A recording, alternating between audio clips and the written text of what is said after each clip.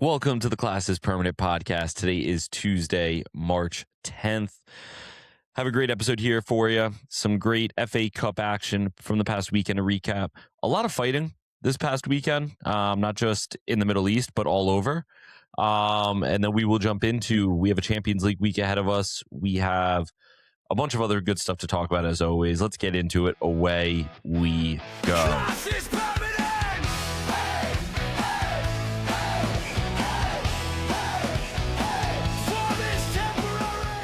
Alrighty, Mr. Pooch, how are we? Good. See. Okay, good. Mr. Owen, how are we? I'm feeling alrighty. Good. All right, I can't complain. Maybe not the energy I was expecting from you both based on the 2 minutes prior to this, but no problem. We're good.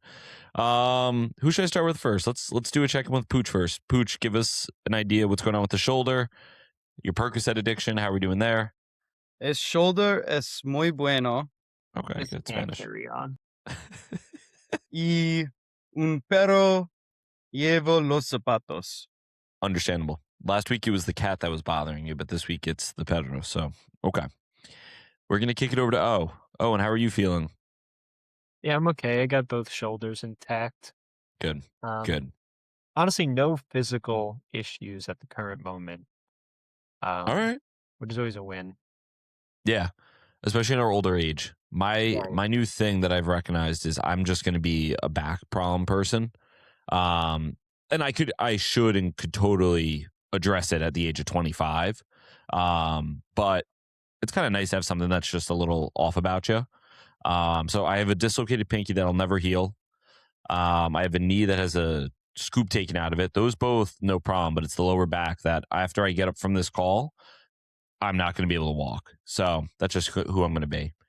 Pooch obviously has made an early decision on the shoulder, unless maybe that gets healed. Pooch, it's a podcast. They can't see you. All right. Hold on. Escuchar. Okay. It's all right. Never mind. It's not working. I was going to try and do Spanish as long as I could, but I didn't know how to say a phrase, and that bit's over. What were you saying? You're good, man. You're good. Okay. Thanks. I was trying to make it more entertaining by being bilingual and helping out our Spanish friends, because obviously the three of us don't speak Spanish. So I was just trying to help out the Spanish listeners. None of us speak Spanish. You're right about that. I'm glad you were trying to help out. Why don't we just jump into the news? Does anyone have any good life updates before I go on here? Nope. Okay. Back into I'm the news. getting further in my World Cup book, but we talked about that already off air. Right. So Pooch is, for those that don't know, he is teaching himself the history of the World Cup. He has not made it past the first World Cup yet. Nope. False. I'm on 1954 now. Okay. The 1954 World Cup. Fun fact, USA in 1950, it's the only time I believe, false. It's the last time before the 1990s that the US made a World Cup. And in that World Cup, we actually beat England in 1950, but got dogged by everybody else, like 8-0. But we beat England, which was like a big win at the time. Yeah. And most of that team were semi-professional, all from St. Louis. Interesting. Okay. That's why St. Louis is considered like a big soccer town, even though the demographics have changed over time. And yes, we just got a team. But in like the mid 1900s / a little bit later, up to like the 70s, St. Louis was considered Soccer Town, USA. Interesting. Did not know that. I mean, it kind of makes sense. St. Louis is a pretty good sports town. Baseball's really good. I think it was because they had a bunch of German influence. A lot of German immigrants went to St. Louis. I was not aware. Yeah, so like they had a big German influence there.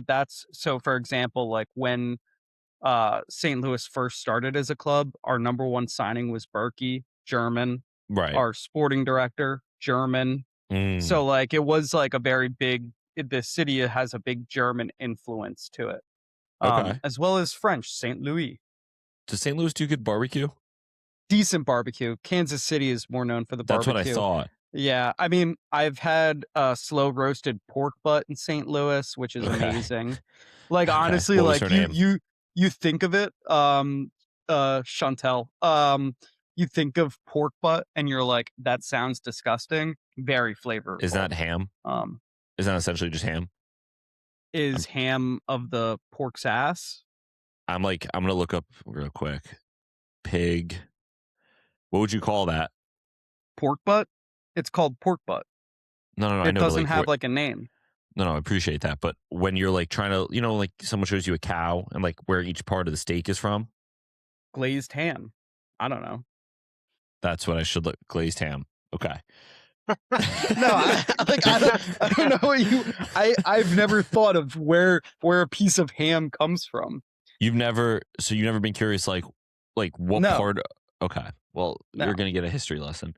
So as you can see, history. ham comes from the ass. So if you eat pork butt, my boy, you're just eating ham. They like as nicely as possible. They served you fancy ham. Damn, that was so good though. I'm sure it was. Oh no, the butt. Whoa! Revelation. Someone. What? This is a huge. Dude, are you kidding me? Wait, this is a huge revelation. For 10 years, I've been thinking the pork butt was the ass of the ham, and then anytime I eat ham, it's just the ass. That's what? Wait, but yeah, so the butt is actually the shoulder. That's crazy. That makes so much sense because 6 months later, I dislocated my shoulder for the first time. Yep. There it is. So, sacrifices have to be made, but that's enough on Chantel's. Is that what you said her name was? Chantel? Yeah. First ass eating experience for Pooch. All right. Let's get into some of the news. So I feel like we've had a lot here. I don't know where to start. Let's start with maybe the easy one here. Give me the Jean Duran update here, Pooch. Yeah, I looked this up before we started. I believe he moved in the middle of January, right? Yeah, I think so. That's why we. Yeah. Well, other than the reason why we would normally talk about him. That's why we spoke about him. Yeah, his first game wasn't until February 27th for Zenit, and since then he's only played in 2 games and has 0 goal contributions.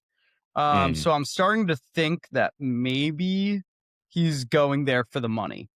Oh, no, he wouldn't do that. Yeah, why would he do that? To think I have 0 clue, but I don't think it's footballing reasons. Interesting.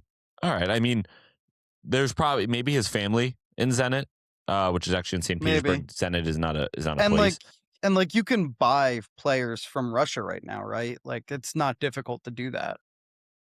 Yeah, I agree. I don't know if you can or not. You can't. Like, can you not, or is it just a bad look?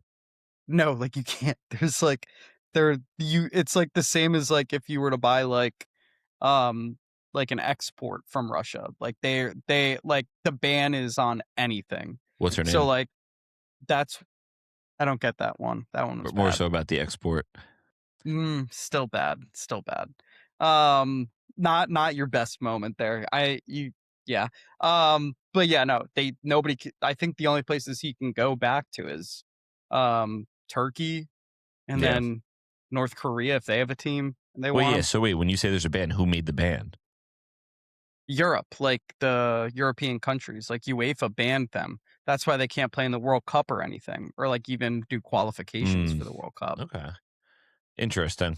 Very interesting. So, I mean, I guess we'll keep an eye out on Jean Duran. You might just be stuck there for life then. Yeah. I guess congrats to him or not. Congrats to him. I mean, I think the next stop would literally have to be the North Korea, the Democratic People's Republic of Korea. Or Iran. Or China. China. All right. So I wrote this down. Honestly, I've just seen the videos. I didn't really look enough too deep into it. Have you guys seen this Brazilian league fight? Yeah. Yeah. So what were even the team? Like I've seen it was Cruz Azul and Atletico Mineiro. Yeah, that sounds right. Yeah. Real quick, the Cruz Azul coach is actually Tite, the old Brazilian national team coach. I didn't know that. Okay. Yeah. So for those that have not seen this, you have to look this up. This is one of the craziest things I've seen on a soccer field. This is like Maradona, and I think it was like the 80s or 90s. That famous video of him like kicking somebody like in the chest during a huge brawl. It was Cruzeiro, I'm not Brazilian or Portuguese, versus Atletico MG, which is, I think it's Mineiro. I don't know. Yeah. Two of the more notable teams in Brazil. So I'm not sure what happened during the game earlier or whatever, but player plays a ball through on net. Keeper comes out to collect it. I guess keeper kind of gets tripped up by their striker. Instead of just like getting off him and kind of moving on, the keeper kind of gets up and like kind of like assaults the striker, which turns into a brawl. But I'm not talking shoving brawl where like shirts are being grabbed and like a little pushing and people yell. Like multiple videos of people getting absolutely socked in the face. Hulk, who everyone knows, was one of the guys. He knocked almost a dude out cold. That punch was sick. Because of this, the fight got so bad, 23 players were sent off. 23 red cards. It was right at the end of the game, about 30 seconds left here. I'm gonna put on my serious hat. It's obviously sad to see. You never want to see fighting. And I'm gonna take off my serious hat and put my normal hat back on. Awesome. Yeah, awesome I fight. was gonna say, if you're gonna scrap, if you're gonna scrap, let's scrap. You know what I mean? I really don't Did you see the assistant coach? I forget what team he was for, but where he's telling all of the players, he's like, stop, and then jogs 2 feet and just full on like trying a field goal against somebody's face. Yes. Like wild. Like it was so he's like screaming, stop, takes 2 steps and just full on like goes to kick a 60-yard field goal using this guy's face as the ball. Like wild. Just insane brawl. Awesome. Now that being said, right, like, all right, cool, we had a good fight there. Then we turn, what was it? Was it Rangers? Was at the end of Rangers Celtic where we also had a massive fight. I had that later on in the episode. Okay. To discuss that. We could discuss it now if you want, but maybe we just discuss that aspect of it. Up to you. I didn't watch the game. I just saw the video. So let's talk about that because I did watch the game. So real quick, so at the end of Rangers Celtic, so they somehow play. Pooch made a great joke about it, like every 3 weeks. It's very funny. It's hilarious because the league is so small, so they already have to play each other 4 times a year. Yep. Like, but then on top of that, I think Scotland, there's only like 2 or 3 levels. It's not like England where there's like a 9-level pyramid so for like even the FA Cup. So like if it's such a top heavy league that like you're gonna probably see them again, whether it's the final or the semifinal. Right. This was the semis of the Scottish Cup. So it's like they see each other again. And yeah, it was just fans funny. Just took the field. It was awesome watching. I caught the very end of the game and then I just stayed for this. The Rangers fans were on the field with like blue shiesties on, essentially. The Celtic fans jumped on the field. And what my first thought, I literally thought about the podcast, and all I could think of was, I was like, it's actually crazy how useless the security in these stadiums are. Because all they do is stand in a row, and that's it. They just stand in a straight line. And for some reason, both sides respect the straight line. Like, they come on the field. Yeah, it's because like back in the 80s when there were actual hooligans, like, the straight line there would actually be police officers with batons. Right. So like it's like some of them probably have PTSD of that time where it's like you try and cross that, you're getting hit on the head full steam 100%. With a baton. Like nowadays they're like, it's like that meme of the guy, the security guard outside the stadium where he's like frisking the guys he's walking in and he doesn't touch him. But that's literally what it looked like. And the crazy part is too, is so you think in the United States, if you run on the field, you're getting arrested, unless it's college football, you're getting arrested no matter what. In Europe, it's like they go on the field and then like, as long as they just return to the side they came from, like security doesn't do anything. And obviously it's like, what do you want them to do? They can't arrest everybody, but it's just funny. It's like the rules are kind of made up, you know, because I don't know. And also like the go-to move for some of these guys is to 2-foot like a player or a coach. So like at the end of the brawl, like at the end when like the Celtic players are kind of walking off, they see the Ranger fans starting to come on. A Ranger fan from like near the dugouts ran onto the field, and just 2-foot the fitness coach. Yeah. Like one of the assistant fitness coaches, and he just takes him out. And all the Celtic fans come over, or players come over, and they're about to beat this guy up, and the police obviously get involved then. But like, so funny that like that's always their first move is I'm gonna 2-foot, not a punch, 2-foot. Yep. Like 100%. It was funny. It was awesome. We'll get into the actual details of that game a little bit later. And then also, did you see the Brazilian players' aftermaths today? The one, I think I sent one of the pictures in the chat. I didn't see everybody. Yeah, is that what you're talking about? Like brother. What they look like? Yeah, it was AI, brother. There's no way that was AI, really? Yeah, look right under the tweet because I saw it earlier too, and then I looked at the comments. I'll tell you right I was gonna put AI in the chat, but then I was like, he got me the other week, or Harubi got me the other week, and so I had to get. I'm looking right now. Back. Yeah. Okay, it's edited. Fuck. I know. I wanted it to be true, but I was like, there's no way they'd let him practice like that. I can't believe they just did me. Yeah, that's a really good point. Yep. All right. I'm 0 for 1 against AI. I'm pretty good at spotting AI. No. Me and you are pretty good at that. Damn. There's certain people that get got all the time. But that was a pretty good at whatever. Claude's getting better. Wait, do you guys know the difference between the AIs? Nope. Like when are you supposed to use? I only know ChatGPT and Gemini because one has Google in front of it.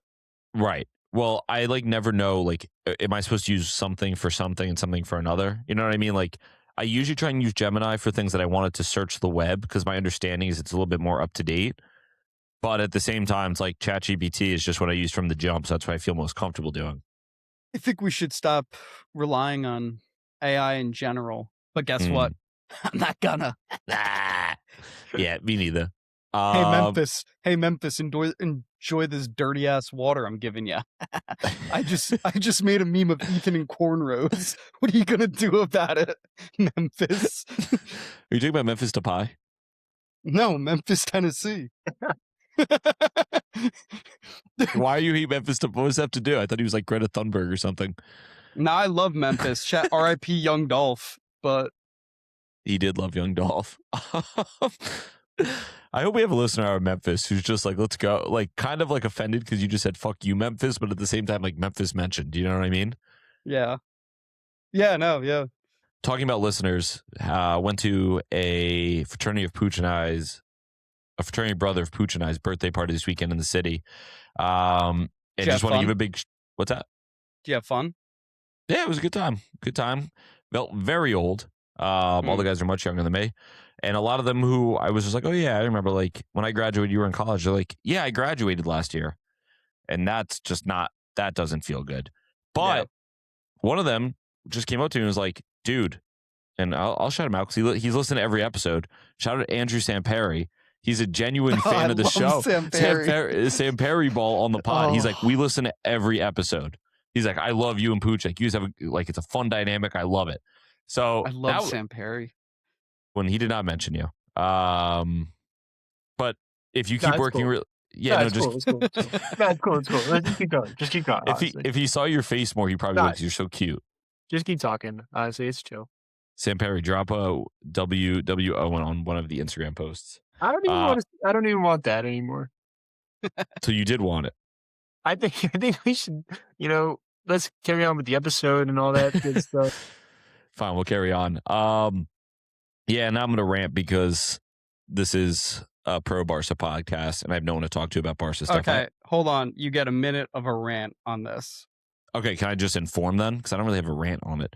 All right. Okay, well, you shouldn't start with a rant because that means. Yeah, I'm not gonna rant. Then I'm just gonna inform. Inform. I think Fab tweeted a couple of these articles out, but I've obviously been seeing them from the Barca kind of aggregate accounts.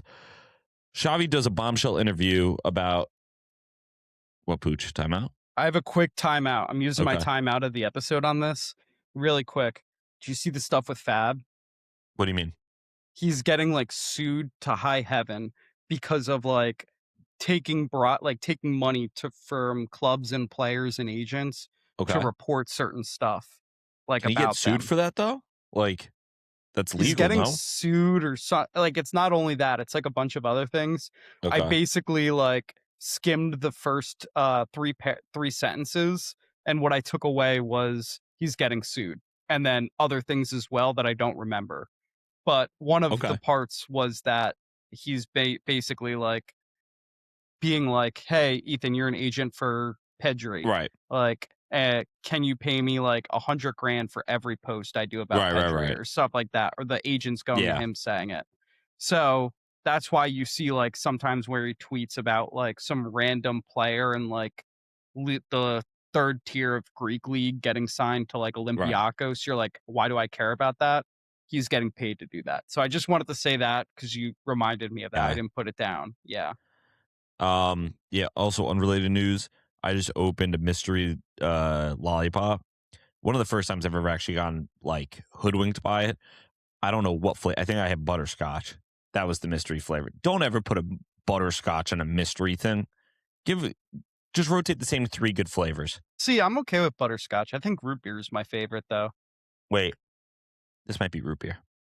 If Pooch was here next to me, I could let him lick it and try. Based on the wrapper that I saw, it looked. What it was brand a mystery. It was mystery. Here, that's not a brand. You fucking doofus. No, I know, but it's like what's? Oh, ew. Okay. It's a dum dum. Thank you. I couldn't think of the name. It's a Poochie. Yeah. I don't know. What color do we think this is? That's looking like root beer. That's a loaded question, brother. That's a loaded question from my end of things. I think it might be root beer, which is actually okay. Butterscotch is nasty though.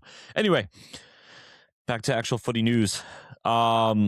So for those that don't know, Barcelona right now is in the middle of a presidential election. I don't know when they vote. I think like April, but President Laporta is running up against Victor Font, who ran against him in the last election too, a couple of years ago. Victor Font kind of like has recently been saying all this stuff about Laporta naturally, like, oh, he's not transparent, he lies, yada, yada. Those that don't know, Xavi and President Laporta have not left on good terms because President Laporta essentially fired him and then just brought in Hansi Flick. A lot of people, including myself, thought he was done dirty, but at the same time, seeing how Hansi Flick is doing, it's kind of like, sour grapes. That being said, out of nowhere, right, Xavi's now had 2 years to do this, has a sit-down interview where he talks about his time as Barca manager, President Laporta, this and that. During that, he talks about the chance that Messi might have re-signed for Barca. He says that back in 2023, right after Messi won the World Cup that December, there's apparently a complete agreement in place for Messi to come back to Barca. Everything had been approved. The only thing that hadn't been approved was President Laporta blocked the deal and said he didn't think it made sense. He was going to cause wage issues, yada, yada. Apparently La Liga approved it. Apparently multiple people, but whatever. That being said, he said that. He made a lot of comments saying that people internally in Barca were purposely smearing Xavi's name to get him fired because they didn't like some of the things he was doing. All this. So a huge bombshell because Xavi has also said, my time with Barca forever is essentially done forever. He said, I'll never coach again. My time there is done after what's happened to me.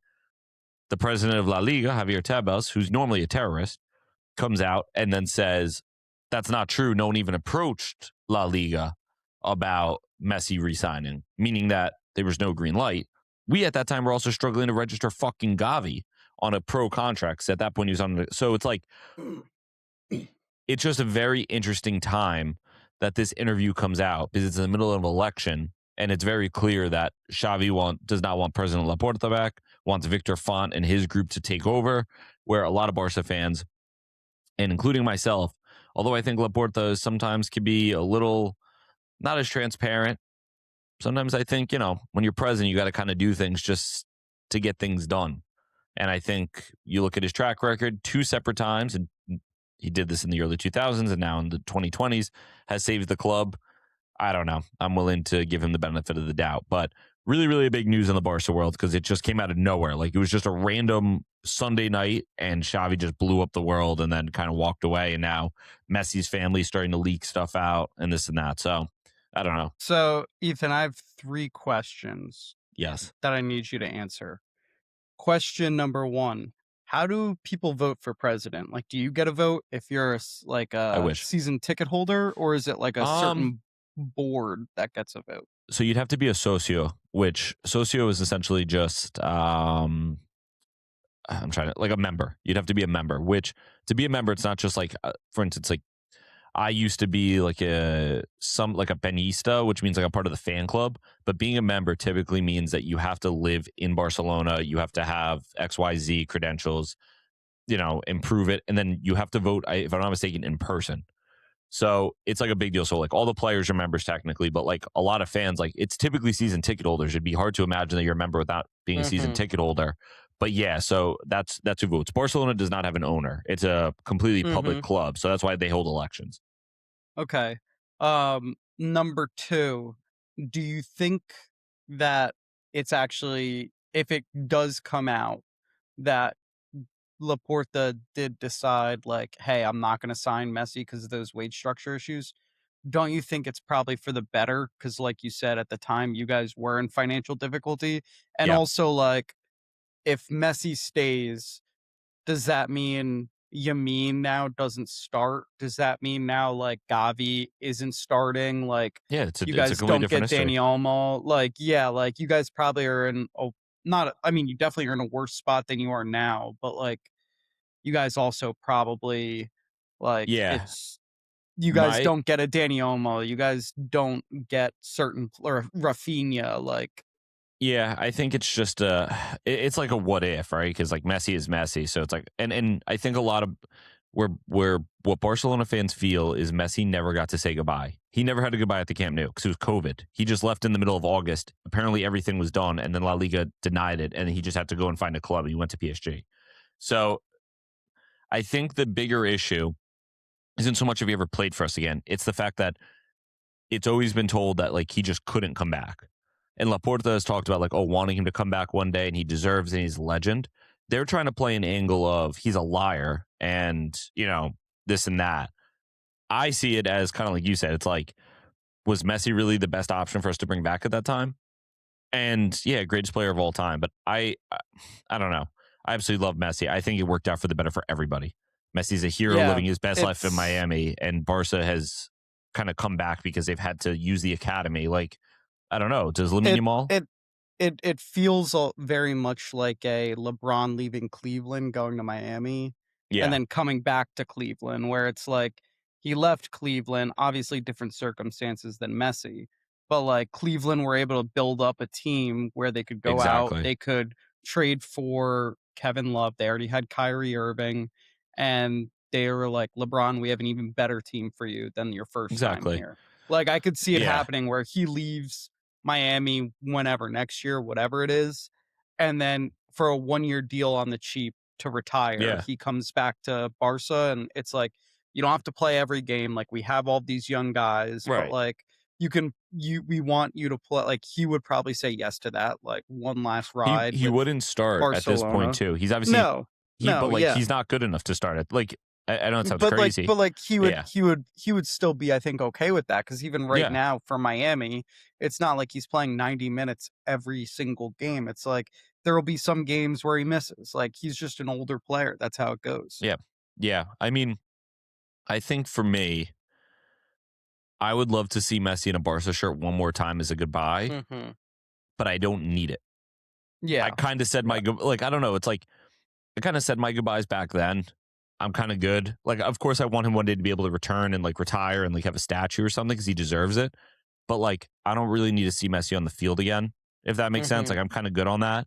I would love it. I think it would be awesome. Like him and Lamine Yamal on the same field with Pedri and all those guys would be sick. But it's also just like it would feel almost gimmicky, and it would just kind of feel like, all right, like what, like is this really the best sporting decision?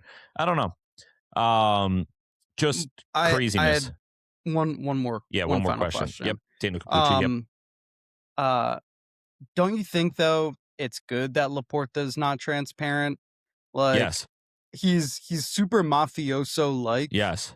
Like, and like, look at all of the best like ownership groups in footy, like in terms of what they did in terms of transforming their clubs. Like Fiorentino, I know you hate him, but he is a literal like mafioso, where it's like when he came into Paratici? Real Madrid, huh? I think you said Fiorentina. No, Fiorentino Perez. Yeah. Papa Perez. Like when he came into Real Madrid originally, like he that team was in shambles. You look at Abramovich for Chelsea. They were a nothing club. He comes in, does a under the table deals for some guys, and like they're winning Champions Leagues. Like some of the best ownerships 100%. are guys that are a little bit more shady. They're not as transparent. So like people that sit there and they complain about the transparency. Well, do you want this guy to be transparent and be like, yeah, technically we're losing hand over fist amounts of money, so we're gonna have to sell Yamal to PSG for 150, like Gavi to Chelsea or whatever. Like, no, you want him to be like, yeah, we're good. Like, we could just keep rolling. Like, we're not going to share the books with anyone. Like, I just don't think, at least there's a lot of Barca fans that want Laporta out because from day one, they blamed him for Messi leaving. Some of them were kind of like a little brain dead in it, but they've always blamed him. They're like, Victor Font will bring Messi back. But it's like, if it was up to them, some of those fans, like, they'll say shit like, if PSG offers us 250 million, you take it, and then you buy Bernardo Silva. And you're like, what are you talking about? Like, there's just this infatuation with like 2021 players. So that's my point. Like, but also, like as a Barca fan, like Laporta came in, he took over after Bartomeu, who Bartomeu has been tried in court on crimes because of what he did at Barcelona. And he is in a short time, not to mention, let's say Xavi's like, I wanted Zubamendi, they couldn't buy me Zubamendi. Xavi got Jules Koundé, Lewandowski, Christensen, Rafinha. That was one. Lewandowski was the following transfer window. That was one transfer window. All those players. I think Ferran Torres was part of that transfer. I don't know. Ferran Torres was a January transfer. My point being is he acts like he wasn't ever like helped. Supported, but like he got a huge war chest that was given to him, and he whatever. That being said, I mean, some people are like, oh, this is a bad look for Laporta. I'm like, I guess if he lied about the Messi stuff, it is, but it's also just a very like, I don't know. Like, who what cares? did you want him to, you want him to do? Come out to the public and be like, yeah, I've decided that signing Messi doesn't make sense. Like, that would have just nuked everything. You know what I mean? Yeah, I mean, I look at it like this. Would you rather this midweek be playing Newcastle in the Champions League or Ibiza in tier 8 level Spanish soccer? Like, what would you rather have as a fan? Like, Ibiza would be kind of sick, but no, 100%. It's home. It's not away. It's home. Fuck. I mean, Barcelona's a great place anyway, but no, I agree with you. I'll leave it at that. But it was just really big news that came out of nowhere. And it's just, I've lost a lot of respect for Xavi because he looks very much like kind of, I don't know. He looks very sour. Too. Yeah, me too. As a Coulier, I've lost a bunch of respect. You love Papa Laporta, so you get it. I honestly love him. I wish he still was super fat. I know he's still a bit chunky. yeah. But I missed fat Laporta so much. Let's look up fat Laporta. It's getting good. That's kind of when he was really moving. Not really, but he wasn't moving. He was in his prime. He was locked in his office 24/7. I remember, dude, that people said that they were worried about his health. And they would ask him, and he's like, oh, my wife is worried too. I began eating more salads. It's like such a funny... Anyway, he's so fat. But there's also... That's a good one, yeah. There's also a picture, though, of him wearing a Barca jersey. He's in a full Barca kit. This, and it was like prime fatness. That was one of my favorite. But the guy loves the club. There he is. Third one. Full kit wanker. Like, at the end of the day, the guy loves the club more than like probably anyone I know, other than maybe myself. This is it. For those I love how he gave himself the number 9. Yeah, well, you see the caption. When I was young, I dreamed of becoming FC Barcelona striker. It's a picture of him in front of 2 glass windows wearing a Barca kit, and there's just rolls. That's like 3 sizes too small. He definitely. I wonder what Lewandowski thought seeing that.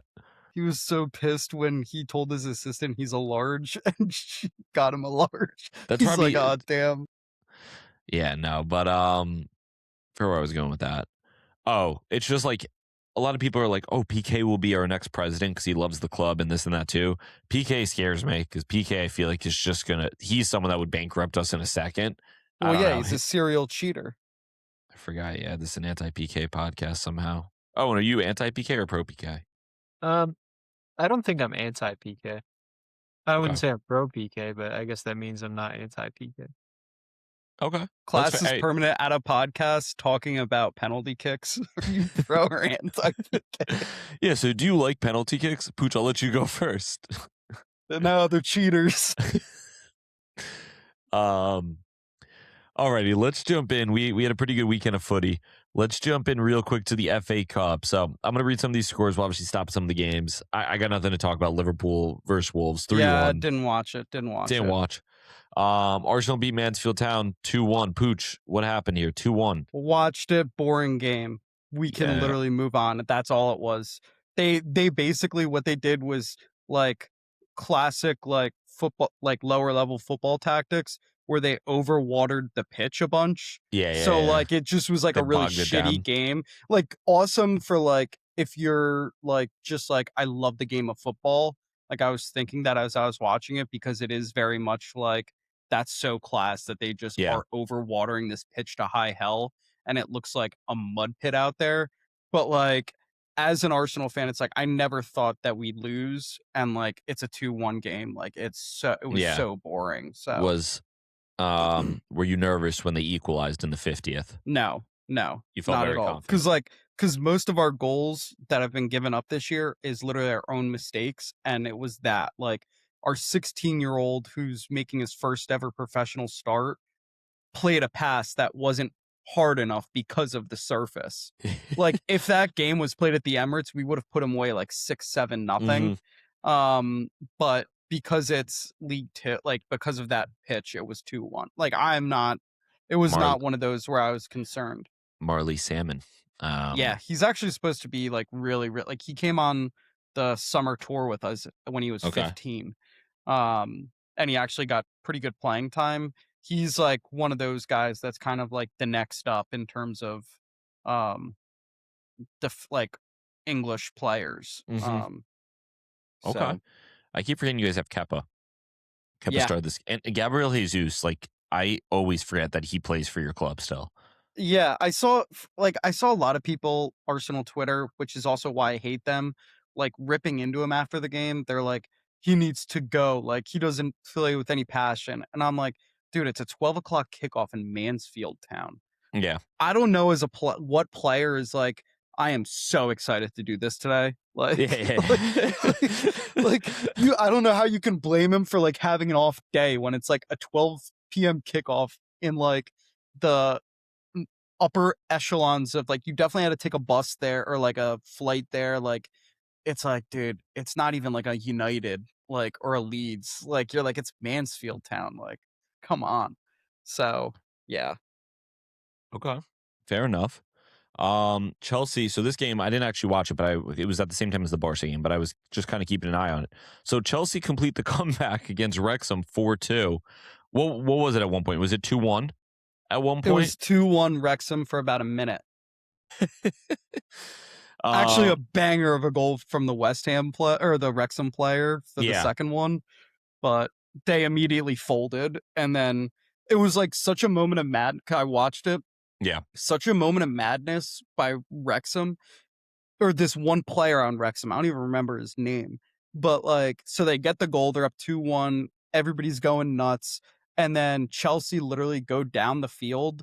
This guy just like messes up a tackle and Chelsea score easy. Like, just like it, like a brain switching off miss of a tackle. Like, not like, oh, I swiped at it and I missed. Like, it just looked like he didn't know what to do, whatever. And then about a minute and maybe a couple minutes later, he just goes, like, Garnacho is standing next to him. He could have easily just ushered him like towards the sideline, made him pass back, all of this. He decides as he's about 3 feet away from Garnacho to leave his feet 2 foot, like legitimately, Ethan, like it's like he was like he jumped in the air with both of his legs out like this and like took Garnacho out by the knees. And like I told my brother in real time, I was like, that's a red. And like the ref gives the yellow, goes to the VAR, comes back, gives him a red. But he just like, I don't know what the guy was thinking, like in slow-mo and stuff like that. You're like, dude, you could have easily just shielded, like gotten in front of him and like pushed him back. Like you did not need to do that. I actually like the decision. Garnacho is my Bernardo Silva. Okay. Talking about like punching someone in the face. I hate Garnacho. You want to know what? If I'm being honest, if this whole football thing doesn't work out for Garnacho, he should move to Vegas and become a Michael Jackson impersonator on the Vegas Strip. Yeah, I could see that. He would be I could really totally good see at that. Yeah. That. Or I was going to say, he also, I don't know what it is about him. I feel like he could be in Game of Thrones. He could be with this like blonde shit. He could totally be a a Targaryen or Harry Potter. Oh, he could be Draco Harry Potter. Draco Malfoy's Argentinian cousin. Ooh, if they ever do a Harry Potter, that's what they call Pedri. They call him Pedri Potter.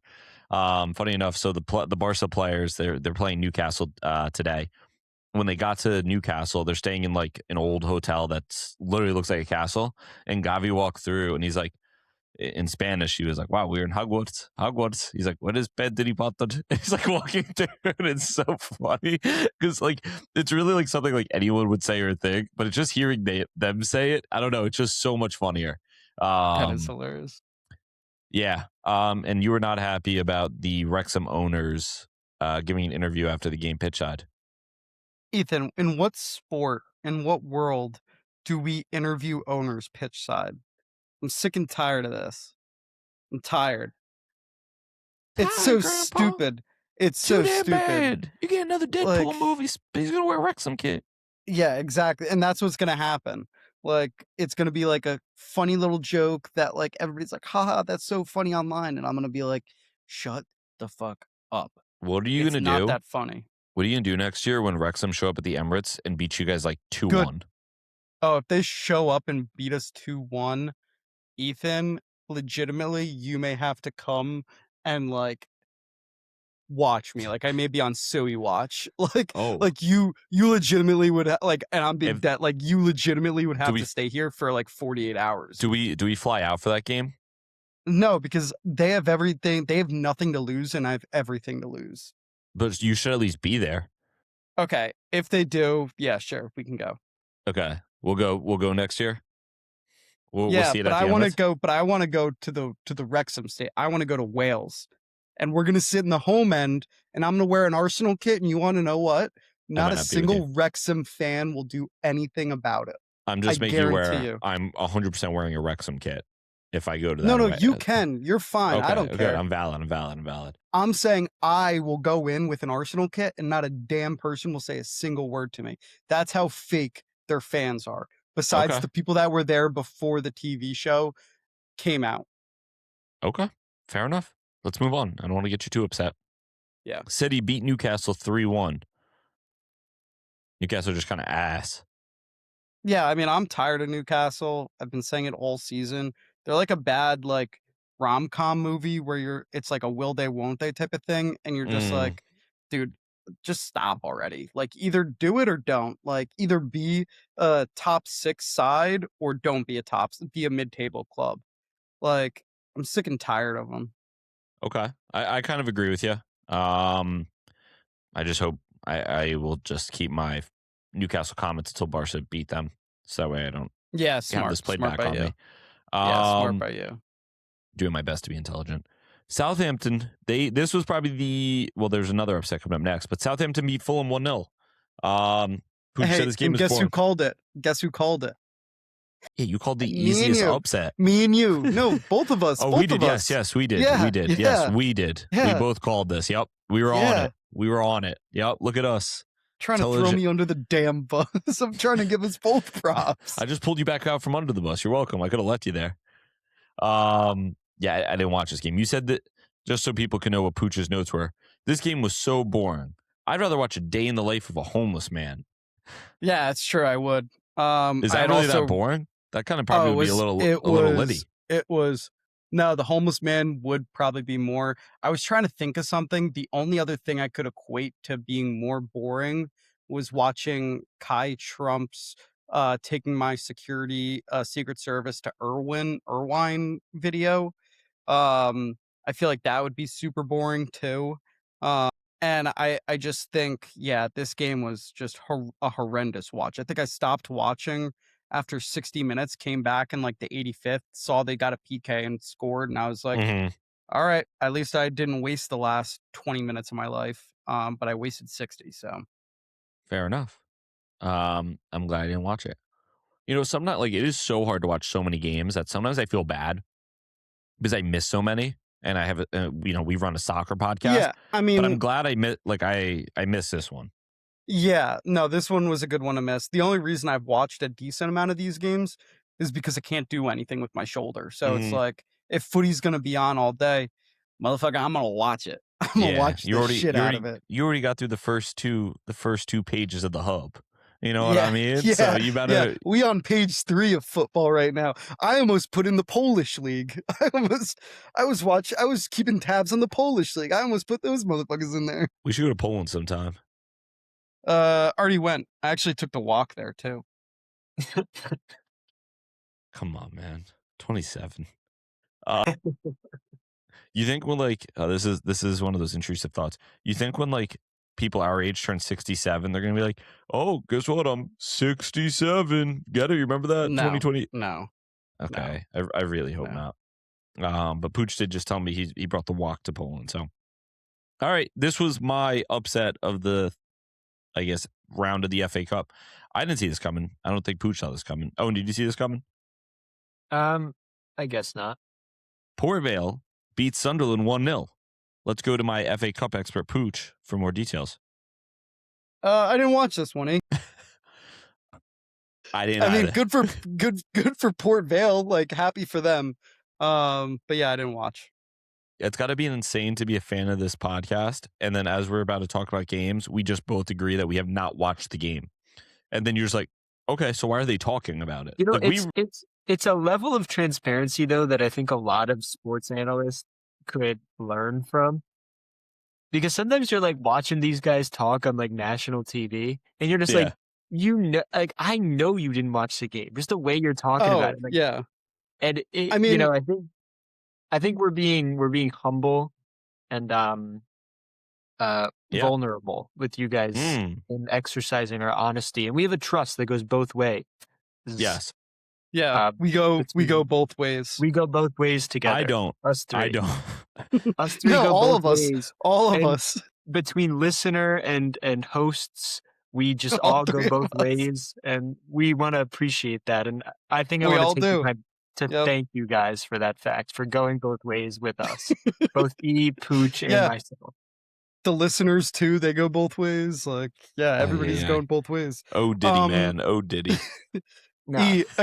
Or just to Owen's point right there, during the Arsenal game, those people had no clue what they were taught. Like the people on commentary, you could tell haven't watched a single Arsenal game this year, because when Kai Havertz came in, they said they were like, "Oh, he's been a big player for Arsenal this year. He scored that goal against Chelsea in the League Cup second leg," and I was like, he's played maybe 5 games this year. Like, what do you mean? Like, it's you could tell they don't watch sometimes the games that they're calling. I'd also say the commentary guys. I mean, they shouldn't say that. Like, they should be able to look at their stat book and get an idea. But there are some things I see, and I don't know. It's crazy. You know what I related to, or I could relate to. Like, today is the first day of NFL free agency, right? So there's been a ton of buzz. Things are going on. Whatever. There's some draft experts, quote unquote, and stuff like that, that'll be like, watch out for the Giants. Look, maybe targeting Jeremiah Love at number 5. It's like, why would we draft running back at number 5? And people in the comments are like, oh, okay, I could see that. And it's like, am I missing something? You know what I mean? I don't know. So I don't know if I mentioned it last episode. I definitely put in one of the group chats. We're gonna have to start adding fans to group chats. That way they get half our thoughts before we talk about it on the pod. Yeah, I feel like before every single statement you guys make, you mention it's already been spoken about in the group chat. So it's like this podcast is just rehashing things you guys have already fleshed out. Yeah, we also don't have to share that it was already put in a group chat. No, Yeah, we don't have to share that. We just do it. I don't think anyone's listening to be like, oh wow, they talked about this in a group chat. It's really interesting. Well, that way people know, like, in the moment we thought it. You know what I mean? So that way, like, they know, like, we're on the ball. The few games we do watch, we do have thoughts on. I watch 2 games a weekend. I watch Spurs, I watch Barca, and like I watched the last 15 minutes of the Inter AC Milan game. That's all I had time for. And I caught the end of NYCFC Orlando. Like, whatever. We just lost all our credibility. We're ball knowers, though. Yeah, I didn't watch this game. Good for Port Vale. Some guy named Wayne, but he spells it Waine. Why the hell are you spelling Wayne like that, dude? I didn't say that in a group chat. I'm just thinking about that now. There's a lot of different ways. Oh, real quick. I just remembered a fact that I saw when watching the Mansfield Town game. Sure. One of their starting wingers was literally in prison before he missed preseason because he was in prison. For what? And I didn't look that deep into it. I just saw like somebody, an Arsenal like account, like was like that number 17 was rubbish or something like that. And then a Mansfield Town replied and was like, well, maybe it's because he missed the entire preseason because he was still in prison. I was like, oh, okay. Wait, that's awesome. Well, we have to figure out who this guy is. But also Mansfield Town's owner's wife, respectfully, stand on business. She's hold your shot, like, young man. She's like the sporting director for them or something. Just she's stand like on business. Co-CEO, sporting director. So that's it. You just think it's cool that women in sports. Respectfully. Right. Happy International Women in Sports Day. Respectfully. All right. I'm cool. Okay. Leeds thump Norwich 3-0. Ethan, you watched this one? No. Okay. Ethan Ampadu had a really good game. Anton Stock had a really good game. Yeah, Leeds played well. Well-deserved victory over Norwich. West Ham, they beat Brentford on pens. Yeah. You watched this game? No, I've actually not been feeling well. I had work today, so okay. I missed this one too. What's wrong? What's the best way to put this? Just say it. Pissing out my ass. Yeah, there we go. Okay, let's get the train. I just wanted you to say something funny like that. Okay. Pissing out my ass, man. I feel like this might just be me. I feel like this West Ham team stays up. Like they're in form. The vibes around them right now just feel so good. I feel like they're the ones of any to stay up.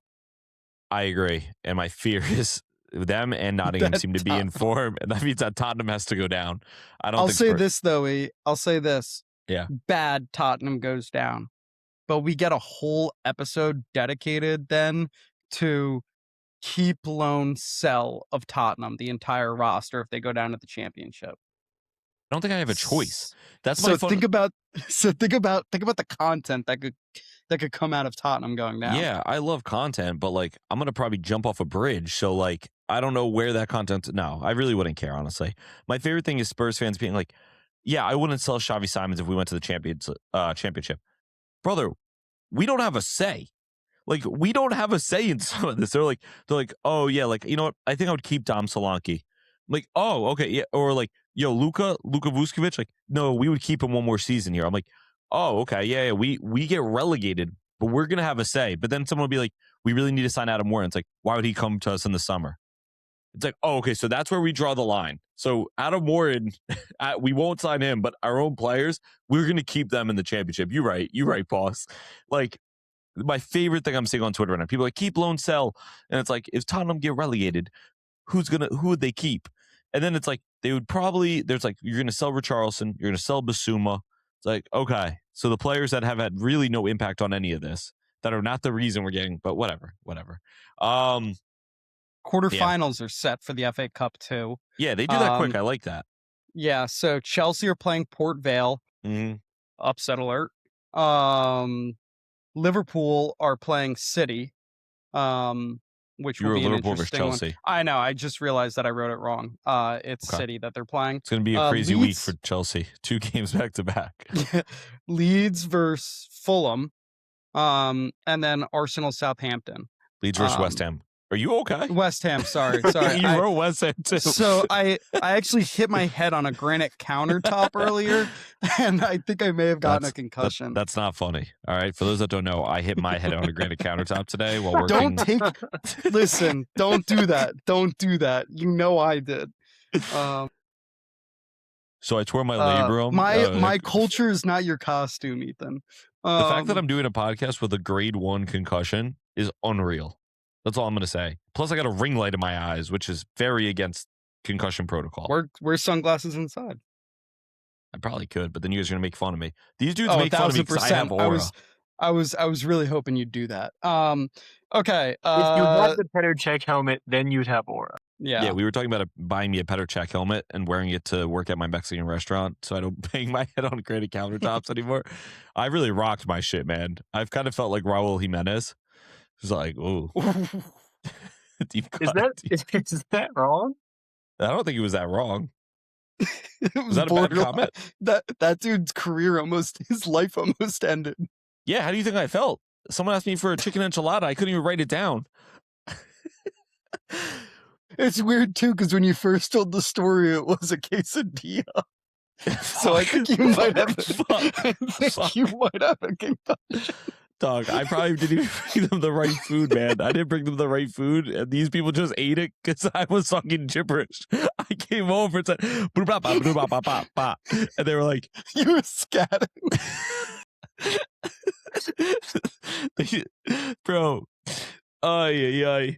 They asked for. I remember they asked for 2 Coca-Colas. I probably brought over. I don't even know what. You brought them over cerveza. They're like, it's noon. You don't even serve beer here. We don't. Oh my god, bro! They saw me literally almost fall too. I tripped on a chair on the way back. And they were like, "Oh my god!" They're just like, "We gotta eat this." The more you tell me about this, the more I think you have a concussion.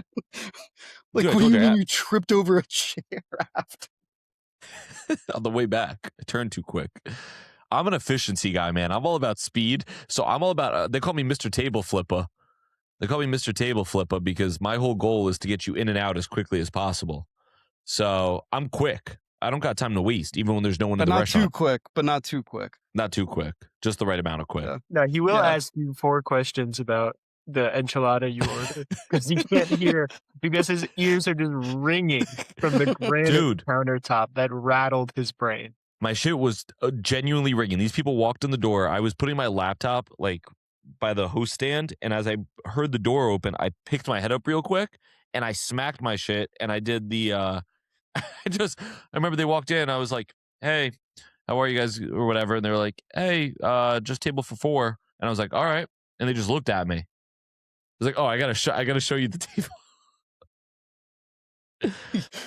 You're waiting for them to show you the table. You were just asking them lighthearted questions. They were like, "Yeah, can we? Are you ready to order?" They're like, "Yeah." I'm like, "All right." Just get quiet, look at them, or I go, "Yeah, can I have a chicken quesadilla?" No, but yeah, I rocked my shit, man. Then I got in my car and drove home. Somehow I ended up at Owen's house. No, but okay. Speaking of Spanish, you want to move into La Liga? Yeah, I'll go quick here. So Barca beat Athletic Club, aka Bilbao, 1-0. Lamine Yamal, another banger. This dude, it's funny. The commentators were talking about how they played, such a hard game at the midweek against Atleti, that even like Lamine Yamal looks fatigued, yada yada yada. And essentially, they were kind of right. Like, if you're a Barca player, it was kind of worst case scenario because you went like 110% effort and still didn't get the result. So I think there was a moral victory, but a physical like L. Like, you almost rather have just rested your team. But if you knew you were not going to get through no matter what, you probably just rest your team in that game. But that being said, whatever. It was just funny. The commentators kept talking shit about Lamine Yamal, like, "Oh, he's having an off day today. He looks so slow today and fatigued." And then he just hits like a banger, and it's like, shut the fuck up. Atleti beat La Real 3-2. That's obviously Sociedad in a thriller. Really, really, really good game. Atleti, I guess they kind of hold the upper hand right now on Sociedad because that is, as we mentioned last episode, the Copa del Rey final. So I hope the final is half the game this was. For those that don't know, when did I turn this game on? Maybe it was 1-1. Yeah, game was 1-1. Atleti go down. They score. Off the kickoff, Sociedad comes down and Oyer's ball hits a banger to the top left corner. Kind of caught Oblak a bit off guard. And then towards the end of the match, Nico Gonzalez, who actually had scored the earlier goal too, he scored a winner for him. So very good game. Madrid, so this game was on Friday, so this was actually before both of these. But so Madrid scores a questionable goal to take 3 points from Celta. So I don't know if you guys have seen this replay. In the lead up to the goal, and I would admit it was probably a little bit further back than you would call it back. The problem is the way that Real Madrid wins the ball to then go and score is, I don't know the player, he's one of their academy kids, legitimately 2 foot and like kind of scissor kicks a Celta Vigo player. Another Real Madrid player comes, grabs the ball, they take it, they go down, and then they score. They maybe make a couple passes around the box before they score, but I don't know. It was a deflection goal. It was frustrating in the 90th something minute, but this is how Real Madrid steals games. So is what it is. I also lost $10 at work because I bet on this, and I was feeling so confident because at that point Celta Vigo at least drew, and I was like, all right, I'll take my, we'll just take our push, and that was very frustrating. Pooch, any thoughts on these games? And I know you're dialing into Spain. How did Mr. Bean do? Ego Espas. Oh, he didn't score, did he? He came on late. He's been starting to come on late. Yeah, the only thoughts I had besides that, how did Mr. Bean do, was I actually really enjoy the title race or the races right now. Besides the title race, we have that locked in the bag, Bartha. Of course. But the title races in general look real spicy and interesting right now to me. In La Liga, it's similar to the Prem, where I feel like everything's still to play for. So, like, for example, like Espanyol and I believe it was Oviedo tied today. Yeah, Oviedo tied today. And, like, Espanyol still is, like, they're sitting 3 points out of, what's it called? Conference League. So, like, they're kind of in a race there with Celta Vigo, Betis, Sociedad, like all of them are kind of Getafe, all around there. And then at the bottom of the table, like 16th is Deporto Alavés, Elche, and Mallorca are all kind of in that spot where it's like there's 2 points that separate them. And realistically, like you see like Sevilla and Girona too, and really Valencia. Those guys are only 7 Valencia's in 12th and only 7 points ahead of Mallorca in 7 and 18th. So I think if you're interested maybe getting into soccer in general and maybe you've realized Premier League is not your scene because there's too many fat white guys in the stands. So true. I would say tune into like La Liga because I've tuned in and I've been enjoying just the races in general. In terms of like what we're seeing. Like you even look at like third and fourth place. I guess it's Atleti and Villarreal have basically locked it up, but also that 5th place spot could become super big, especially with the coefficients now in these leagues. I think Spain right now is the 2nd coefficient for Europe. So like whoever finishes in 5th will also get Europe. Or Champions League, sorry. So like there's a potential where you could be seeing like Getafe, who's only 8 points behind Betis. 8 points is a lot, but like they could do it, and you could see Getafe in Champions League next year, or Sociedad or Espanyol. Yeah, I know that'd be horrendous. But such terroristas. Yeah, but like it to me, it's a fun league to like start getting involved in. And it feels like everybody has a chance to either go down or make Europe right now. Like the league is that tight in the middle where like you could see like a Valencia going on a crazy run because like they are what I say 7 points to relegation, but also right now 6th place. They're 8 points to that. So like they're in 13th, and if they go on a crazy run or get called out crazy, they could either be in Europe or going down. Like 100%. It's a super tight league. So I think everybody should tune in. Appreciate the pause. Yeah. So La Liga is, I don't say coming to an end, but we're starting to see some of these storylines unfold. Let's go to Serie A. So I mentioned it. I watched the last, 20, 30 minutes of the Derby della Madonnina. Madonnina? Madonna? Yeah, that's fine. AC Milan. So this was pretty crazy. So AC Milan win 1-0. That is 7 straight wins for AC Milan over Inter in the league. That's insane. 7 straight. So what is that? It's like 3.5 seasons. Or you know what I mean? 3 seasons in 1 game or whatever. Now, this is only the second time that AC Milan has done the double in the league over Inter since Allegri's first time with AC Milan in 2010. Good game. If I was an Inter fan at the very end, I would have probably felt robbed, but I also think there was something that actually robbed them, if that makes sense. Yeah. I'd be bitching and moaning about stuff, but at the same time, I'd be like the neutral watching, I was like, yeah, no, everything was kosher. What do you think, your Pooch? You watched the game or no?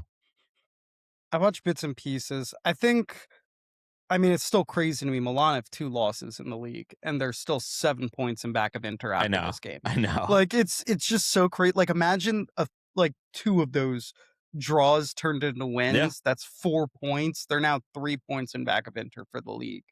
Yep. And it's just so funny that, like, realistically, the team that probably has played the best this year in Milan is just like they've been beating the winner, like the future champions, and they still are in second. That was basically my thought, was just the entire time I was like, Allegri, like, people say Arteta plays Haram ball. Like, yeah. Allegri, I think, has surpassed even like a Simeone in terms of Haram. Like, I think Allegri is like, he's the final boss of Haram ball, where it's like he does not let you score at all, but his team will not score either. Like, yeah, you're gonna beat teams 1-0 and you're gonna like it, and it's gonna be disgusting to watch. 100%. 100%. And yeah, I mean, should I read this one, Pooch? You got it. Yeah, you can read it. Genoa beats Roma 2-0. Thoughts? Bad day. It's a sad day. Yeah, I mean, this is just classic Gasperini Roma. I mean, I thought this all changed after Malin came in. Clearly, I was wrong. The last 2 games have shown that our defense, I think, has held up long enough. But, like, we are not a title contending squad. I still think we are a Champions League squad, but I don't know if we are a title contending squad. Wow. So you've just given up on the on the title, yeah. Being 16 points behind, I've given up on the title. Champions League, no. Small club mentality. And let's go to a bigger club. Como beat Cagliari 2-1. With that result, and the results that we aforementioned, Como have officially jumped Roma in the table. They're level on points, but Como has the goal differential. And that is set up for this Sunday at 1 p.m. Eastern time. Como versus Roma. Really? Yes. I've been telling you March 15th since we started talking about this, and I don't think this could have been set up any better for us. I feel like we have to get together. I don't know. I guess Roma, I'm trying to think of food-wise. We just eat Italian food together, watch the game, maybe in Pooch's apartment. Yeah, we could do that. All right. 1 p.m. on Sunday. I should be around. Patriots play at 1. You're so silly. If anyone's around, though, we'll be at 15 Northeast Main Street in Morristown, New Jersey. Come and get it's a Pooch meet and greet. Pooch meet and greet. I'm going to delete this later, but it's the Pooch Fuck a Fan competition. We have to delay from February. It's just Sam Perry that shows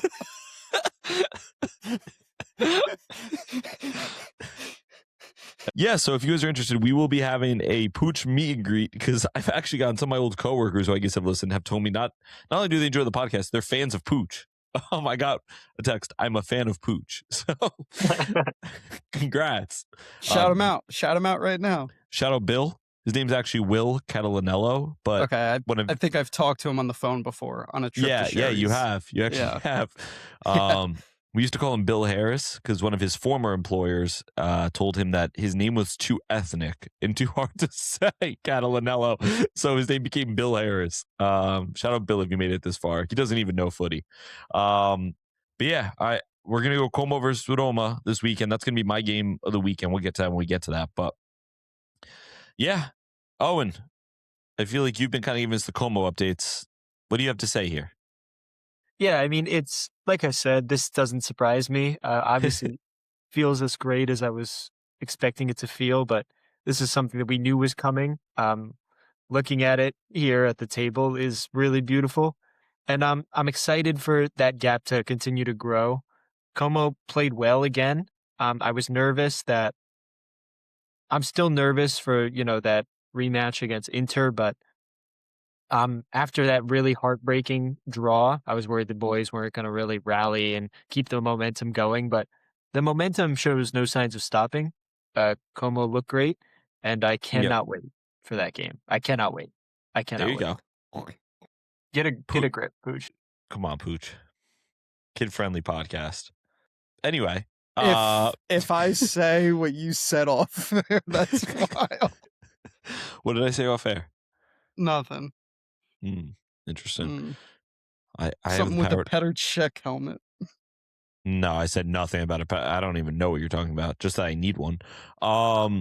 Lazio. I guess you wrote this one in, Pooch. Lazio 2-1. They beat Sassuolo today. Oh, okay. But the main reason I want to bring this up was because I saw a video earlier this week or earlier the weekend that Lazio fans have been protesting like an insane amount. Like legitimately I'm a bit worried for just everyday normal Italians in that area worried of protesting. And it made me like think about it. And because when this podcast first started, we discussed the French club. I forget. Was it Nice? I think it was who had Nice, the fan protests where the fans got on the bus and everything. And just like the culture of fans, like we discussed Rangers earlier.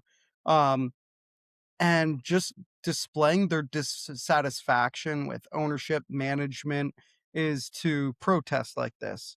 And I was thinking about it in America, like if the Giants are bad, what do you do? Like you we put fly on planes over fly plane or like put a paper bag over your head, right? Like, do you think that American fans? This is a question that I was thinking of that I want to pose to you. Sure. Do you think American fans should adopt the European way of protesting ownership and management, or do you think we're fine as it is? Because like I have parts that I think yes, but also parts no. So I want to hear yours first, and then I'll put my. I would say yes, and the reason I say yes is because I've had to live through some pretty tough teams, and so for that, like the Giants, like we used to just fly planes over and stuff like that, but didn't really feel like you got the job done. Maybe the same way that I don't know other stuff would. So yeah, I think we should probably care a little bit more. It feels like we don't care as much. Okay. I agreed with that take. The only issue is in America, we're allowed like guns. And that was my issue. That's going to become a problem. Yeah, that's an escalation. Yeah, like I started thinking about it and I was like, oh, that might actually lead to more trouble. Yeah, we don't want that. Yeah, if they did the thing where it's like you walk out, you don't spend the money and go, half the stadium's full, that impacts the owner's wallets, fine. You put a couple flares outside the stadium and you're protesting, you're doing the chants, maybe a couple like those little things outside the stadium, fine. Okay. But like, yeah, so like I do think like some of these ownership groups, the closest thing I could remember was when the Mavs traded Luka. And there were like fan protests outside. Now that obviously didn't have that big of an impact because it's like not like the Mavs did any. I mean, I guess they fired Nico Harrison like a year later. But like that was the closest thing I could think of is like the Maverick fans literally going to the arena and being like, we're protesting. But like even a team like the Pelicans right now, right? Like the ownership putting nothing into the team.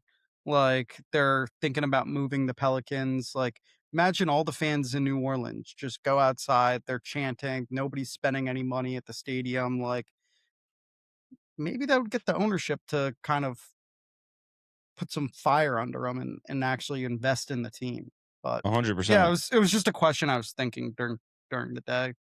Okay, fair enough. I'm with you. I mean, I think there is obviously naturally a little bit of it's always going to be a little bit different here in the US. But yeah, I mean, I do like the fact that like over there, like their fans really give a fuck, you know?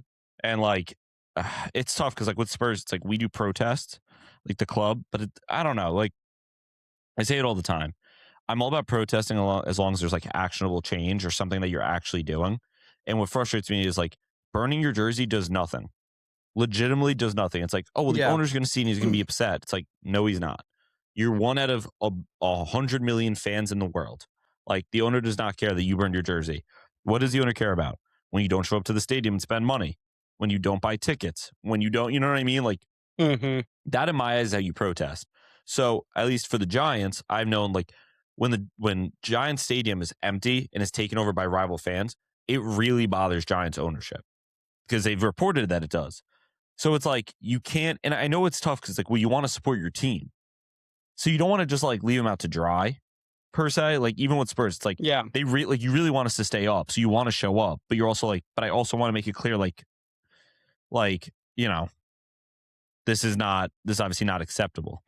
So one of those things that I'm not sure. I don't know what like the middle ground is there. Yeah. But you have to find a way to like, you can't just be like, we're going to go outside and walk across the street with a banner. I genuinely just don't think that's going to do anything unless it's thousands and thousands of people. But even that, like just imagine Fireman Ed getting onto the Jets bus and like being like, all right, Breece Hall, Sauce Gardner, Garrett Wilson, and Justin Fields, you guys are the captains. Get off the bus now. We're going to have a conversation. Okay. Like that would be, I think that would maybe incentivize the players a bit. They're going to be like, oh shit, like I got to like do maybe not so much the fan protesting, but like showing up to like, where did the Giants practice?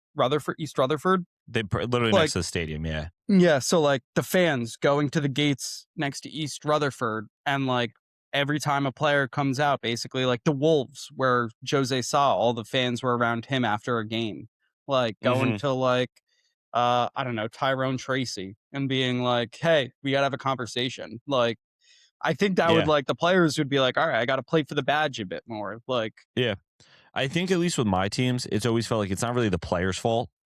It's more ownership, yeah, and that's where like if it's the players' fault, like I want you to like yell at them on the field and embarrass them. But when it's ownership, it's like that doesn't do anything. You know what I mean? Like sometimes it's like it's not the players' fault. Like they're out there working their ass off, but if they're not good enough, like what do you want them to do? You know what I mean? Like if I'm not good enough, I'm not good enough. You know, I don't know. I know it's kind of like a weird. I've always used an example. It's like when you're playing travel soccer and they put a kid that's not good enough on the team. And like he's trying his best, but it's just clear like he doesn't really belong on this team. So what you're gonna get mad at the kid because he's like working hard, but he's not good enough. It's like it's not really your fault. Like I can be frustrated that you're on the field, but it's not the kid's fault. He did nothing wrong. He's just trying. It's the coach or whoever put him on the team that probably deserves it. So that's my point. But obviously, if you have guys that aren't giving effort, that's a different type of protest, though. But all right. League One. Monaco. Get their revenge on PSG. Ethan, you called this on Friday. You said that this would happen. Yeah, those are my I think they're called Monacanese. That feels borderline. I know, but I think that's what they say. That they're Monacalese or something like that. I don't know. Long story short, shout out my Monaco boys. Balogun another goal. He's in ridiculous form for the U.S. or will be for the U.S. Very happy that they got their revenge here. And I don't know. PSG, they're feeling beatable this year. They're not really scaring me the way they did last year. Told you. Shout out Dro, though. He got 60 minutes, so that's awesome for him. Really, really excited for Dro. Happy he got those 60 minutes. They're looking good.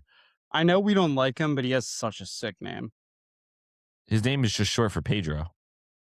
Really? Not as cool anymore. That's where Thanks Dro for was saying from. that. His name is Pedro. That was a good older head coulier thing to do to a new head coulier thing. Because like I thought this whole time his name was Dro, and I was like kind of sick that he's named Dro. We shouldn't be letting go of him. But if it's just short for Pedro, let him go. I mean, great. You know, it's like Gavi. Like, what do you think Gavi's name is?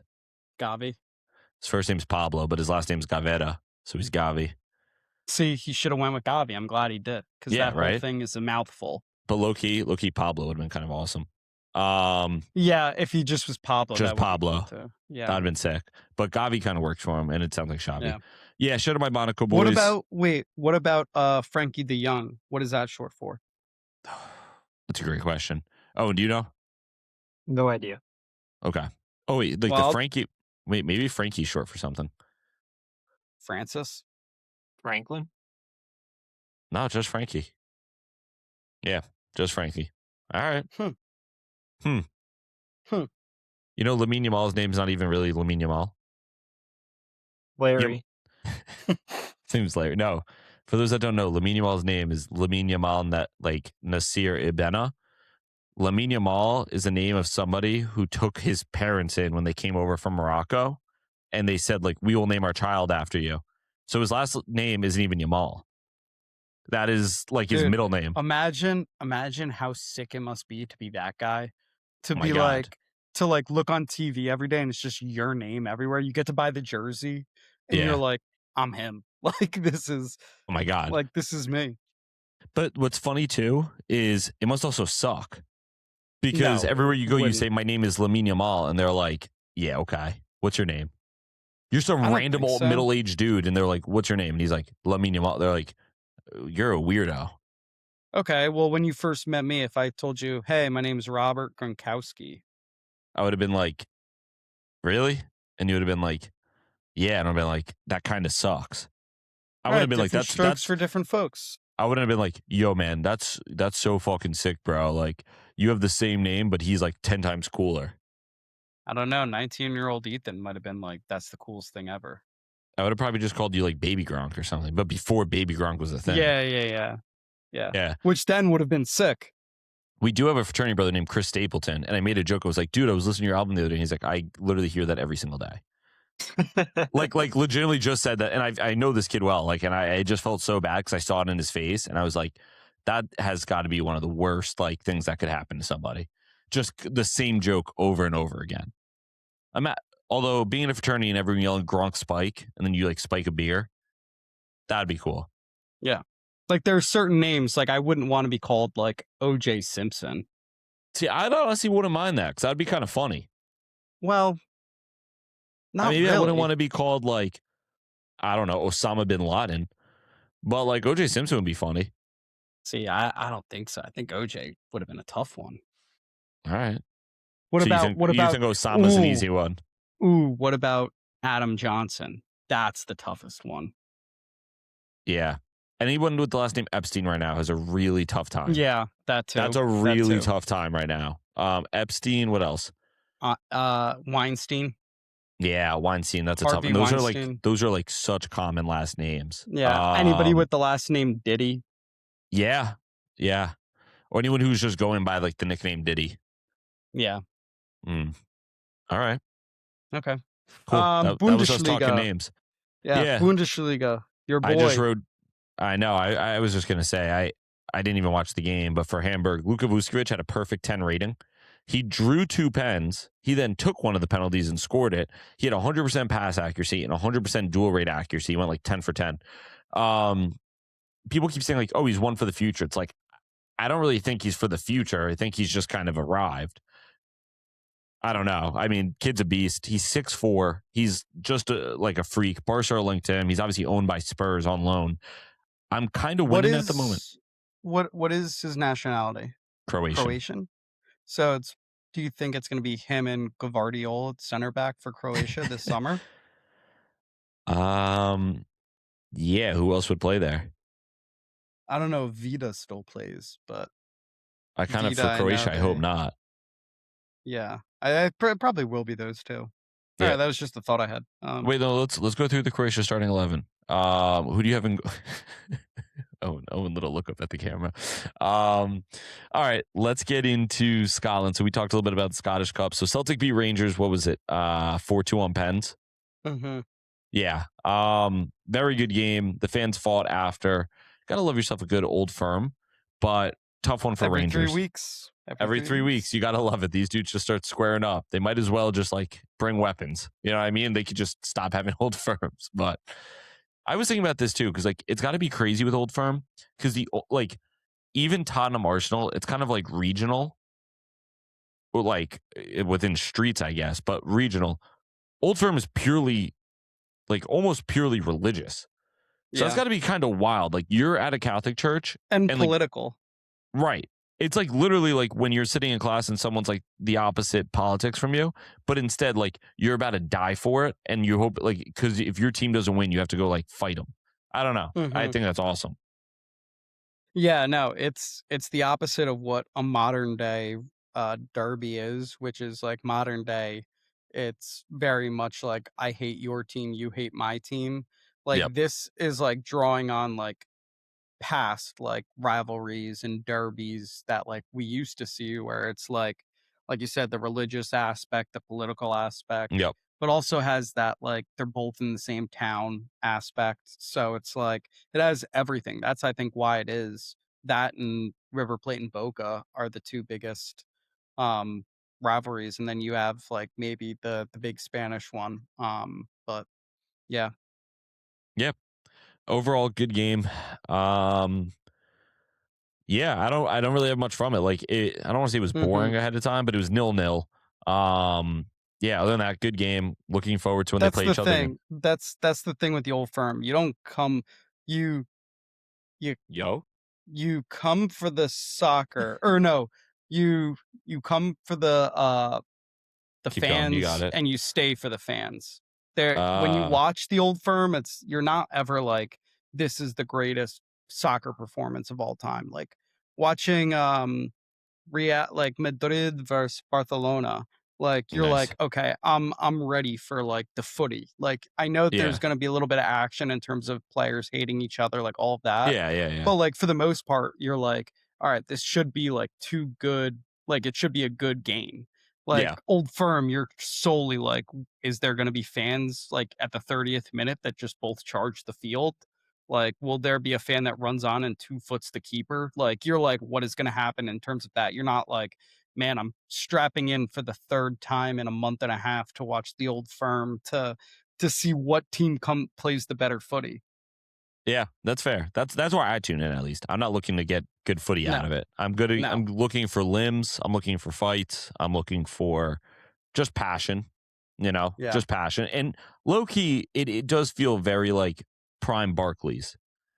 I don't know. That's like the vibe I get. Like the footy's very Route 1, and on top of it, it's just so like physical and passion the whole time that it feels very much like what I feel like I grew up on. Like I feel like if you told me Rangers were QPR and Celtic were, no one really wears green. I used to say like Norwich. Like I totally believe you. I don't know. Yeah, good game. I guess we'll see when the next version of it is, and we'll watch it or not. Real quick, MLS, San Jose beat Philly 1-0. You wrote Timo Werner going crazy on it. I did not write that. Owen wrote Timo Werner going crazy on it. Do not blame me for this. You know damn well Pooch wrote this. Pooch wrote Timo Werner going crazy on it. He's doing well. He's doing better than I expected in the league in general. He had a filthy assist against Philly this weekend. So yeah, good for him. It's always F the Union. So yeah. Yep, fair enough. So the Red Bulls finally fall. Who did they? I'm getting like all my dates confused. They played the Impact, I believe. Yes. They finally fall. They had been looking pretty hot, especially with they had been in good form, especially with the younger players. Really caught myself there. Yeah. But yeah. Thank God you caught yourself. Good thing we think. But yeah, they got beat up here 3-0. Yeah, that's as far as I got on that game. Yeah, I was expecting a better game by Choupo-Moting. Yeah. When the hell did that guy go to New York? I think he was there last year, but I know. It's just a crazy, like, 1. Okay. And then the last thing I had is Orlando City the worst team in the league, or is that an overreaction?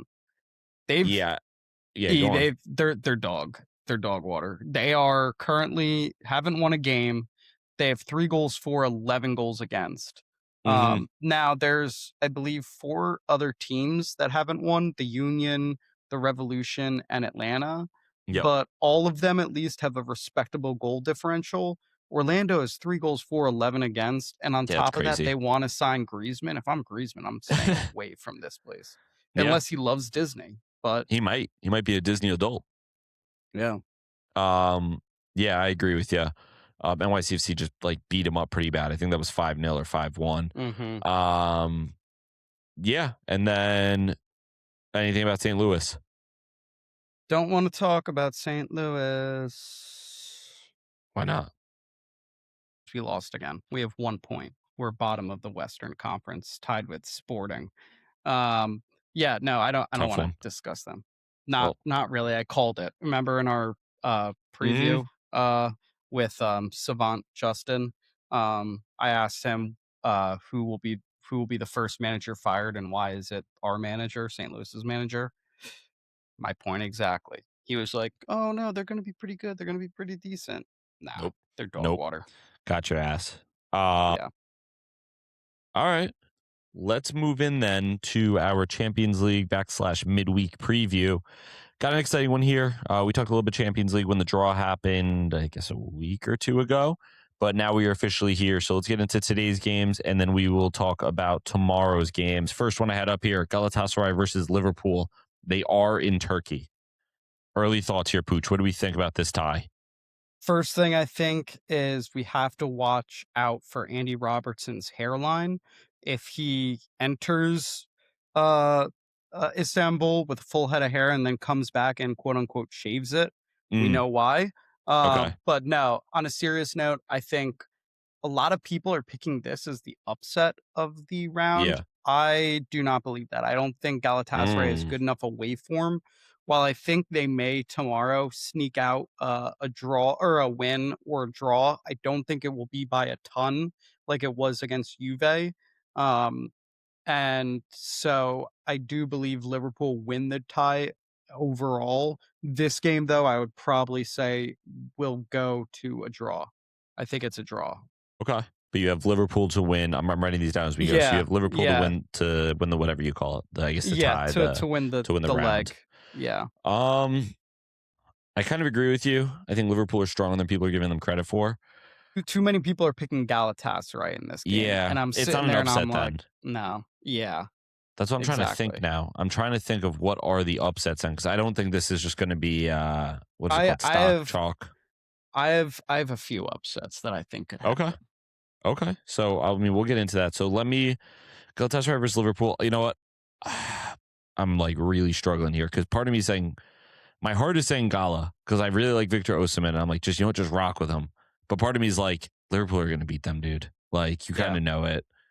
I'm going to rock with my co-host and go Liverpool. But if this is the upset, I just want to say that I really struggled. Like I was really close to taking Galatasaray. Yeah, and I'll say this. Tomorrow, I don't think will look good for that Liverpool pick. I think a lot of people will be like, see, we told you. Yep. But then when they have to go back to Anfield, and then when they have to go back to Anfield in a week, I think Liverpool will rout them. Like I don't think it'll be close in Anfield. They have the worst away form, Galatasaray, like in the Champions League. Like they just aren't an away team. I don't know if like they're one of the worst. Yeah. I should probably rework my words there. But like let me look at away form really quick. I have it here. Galatasaray. Never mind, I don't know how to see it. You got it, Pooch. Yeah, Galatasaray are in 26th. They out of 4 away games, they won 1 and lost 3 in Champions League at least. Yeah, I'm just looking at Liverpool starting 11, and I just like it more. You know, like now Liverpool are very banged up though. They are, but like once again, like I said, tomorrow's game won't look good for that pick. It's gonna be, I think, either like a Galatasaray 2-0 win. Yeah. A 1-1 draw, a 2-2 draw. Like it's gonna look like people were like, oh, I'm right. Gala is going to upset Liverpool, but in that return leg, it'll be much different. Okay. I could see that. I could totally see that. Atalanta versus Bayern Munich. They will be in Bergamo tomorrow. Is that where Atalanta play? Or do they play in Atalanta? Yeah. Atalanta is Bergamo. Bergamo Calcio on FIFA, if anybody was wondering. All right. I didn't get that wrong. Yeah, what do we think here, Pooch? I think this one is going to be closer than people expect. I think Bayern win the draw or the tie. Okay. But I think a lot of people are discrediting the form that Atalanta's on right now. I watched them against Udinese over the weekend. They were down 2-0. Just I believe came back and won or drew that game. Yep. I fell asleep in the last 5 minutes. Not great. Fair enough. But Fair enough. They did come back. So I do think that they're a good team. I think Bayern, similar to Liverpool, just have too much in the tank over 2 legs. Yeah. But I don't think it's going to be like an 8-1 over 2 legs. I think it might be like a 4-3, like that type of thing. Yeah. So, but Bayern Munich. Yeah, it looks like Atalanta are kind of banged up. Scalvini's hurt. Dick Kittelaire's hurt. Raspadori's hurt, which, I mean, I don't know if that's really hurting them. Ederson is hurt. On the Bayern side, Neuer's out, which, I think you survived that in this leg. Really like Pavlovic for Bayern. He's their one of their number 6s, one of the best progressive passers in Europe. And on top of it, Olise right now is in only a form that maybe Lamine Yamal better. And then Kane is having a ridiculous. Their Bayern are having a ridiculous year. I agree with you. I think it'll be closer than people think, but I am taking Bayern Munich pretty confidently. I think my prediction for the final would be Bayern versus Barca, and as of right now, I'm not going to change off that. Let's go to Atletico Madrid versus Tottenham. They will be in Madrid tomorrow. So they're going to be in Atleti. This might be crazy of me. Do it. I do think Tottenham go through. And what would make you think that, other than the fact that I'm going to agree with you? There's one man that knows all the secrets, and his name is Conor Gallagher. Oh, you're going like dark arts here. I'm going Tudor. His back's against the wall. He knows this is his only escape out of this situation that was handed to him, is winning the Champions League. He's going to figure out a masterful way of beating Atletico Madrid, and I think he does it. I think Conor Gallagher enjoys the fight. He gets involved in it. Wouldn't be shocked to see him score a goal and then not celebrate in front of the fans tomorrow. He won't. He top 10 respect moments in football. No, I do think Tottenham beat Atletico. Wow. In this, something that people might not realize about this, because obviously Spurs are pretty banged up, and now Van de Ven got a red in the Prem. This is actually the only competition that probably the remainder of the season, well, no, not the remainder of the season, but for the next couple of weeks that we will actually see Van de Ven and Romero together. I think we'd probably see a backline of Van de Ven, Romero, and Kevin Danso, which are very solid back three. Porro in his natural right wing back spot. Like, I think this is probably the one time, or one of the only times Tudor really gets to use this lineup. Yeah, I mean, I'm still looking at the injuries. They're ridiculous, like just ridiculous. This is probably one of the times he's going to get that full lineup where he's able to use as much. And you already said Richarlison starting tomorrow. I don't know why someone asked him, where's Richarlison? He said, someone's like, oh, like with how good he's been playing, like what's his form for you? And he's like, he will be starting tomorrow. And then someone in the background yells, what position? And then Pedro Porro goes center back. I feel like I'm setting myself up for pain here. But yeah, I'm going to take Spurs here. I'm never going to go against my own club. Atleti are in great form. Here's the flip to that. It does feel very much like Ademola Lookman is a player that Spurs have not necessarily rejected, but been linked to and didn't sign in 2 to 3 consecutive windows. This feels like he's going to have, like, do what Eze did to us over 2 games. And I'm going to be like, why did I think we had a chance? Or it's going to set up, if Spurs do go through, Barca versus Tottenham. And I'm going to have to pick sides, which there is no side to pick. It would be Barca for me. That's, line in the ground. But I don't really even want to be in those positions. I honestly, I might even watch the game, to be honest. Yeah, you'd watch it. I don't know if I would. I really don't. No, I'd watch it. I'd have to. It would be kind of funny to watch Barca just steamroll this Tottenham team. Whatever. I'm taking Tottenham too. Oh, and are we crazy here? All we really have, obviously you just went on a whole thing, fun to think about. All we really have is just our prior success in this Champions League, which is been, for lack of a better term, unexplainable. Yeah. So it's like, do I put blind faith in this unexplainable phenomenon that has gotten us this far in this Champions League?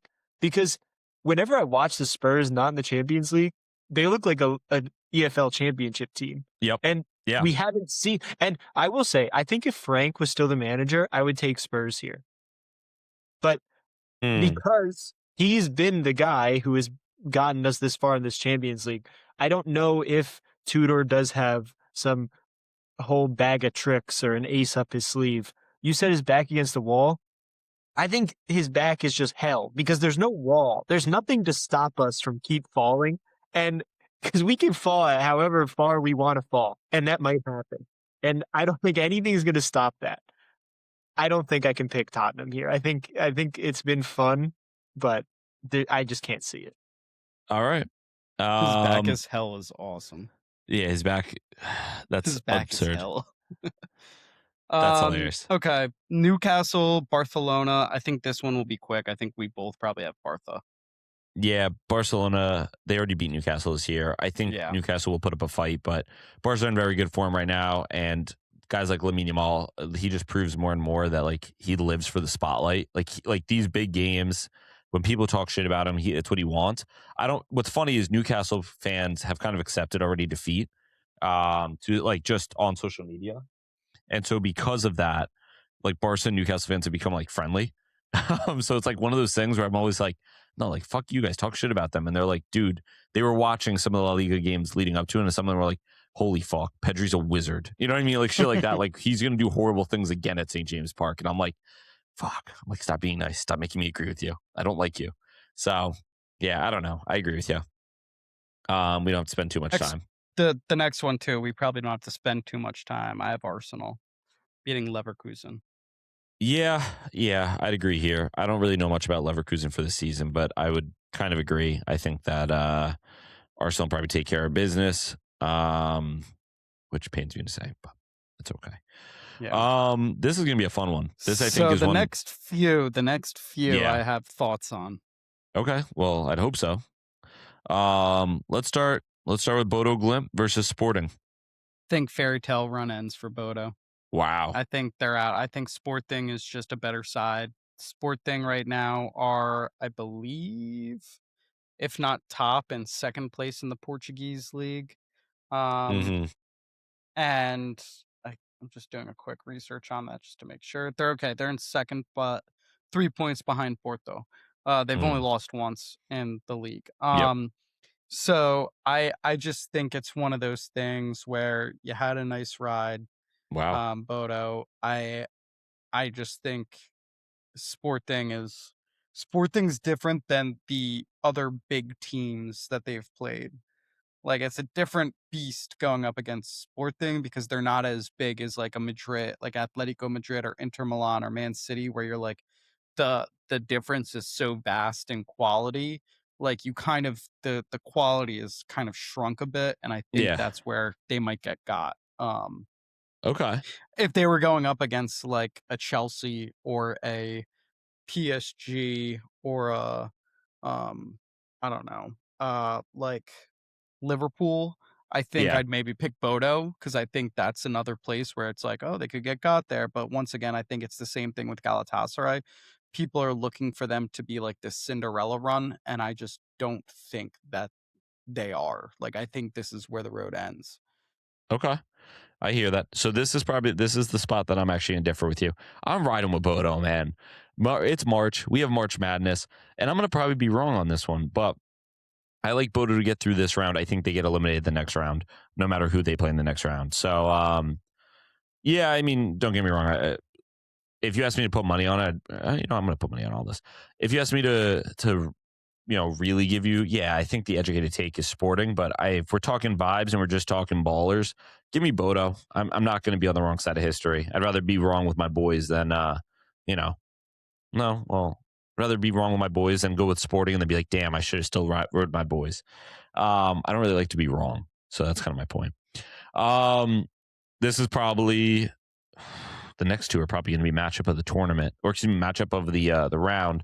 Let's start here. PSG versus Chelsea. I think you inferred to it a little bit earlier. Is Pooch going with Chelsea here?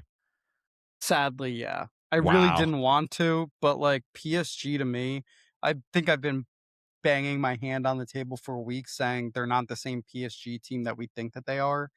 And I think this will show it this round. I don't see them going through. I think Luis Enrique leaves at the end of the year. Wow. Not because of this game, but I think it's just like he did all he could at PSG. Like it's tough to go back to back, and I think Chelsea are in good form right now.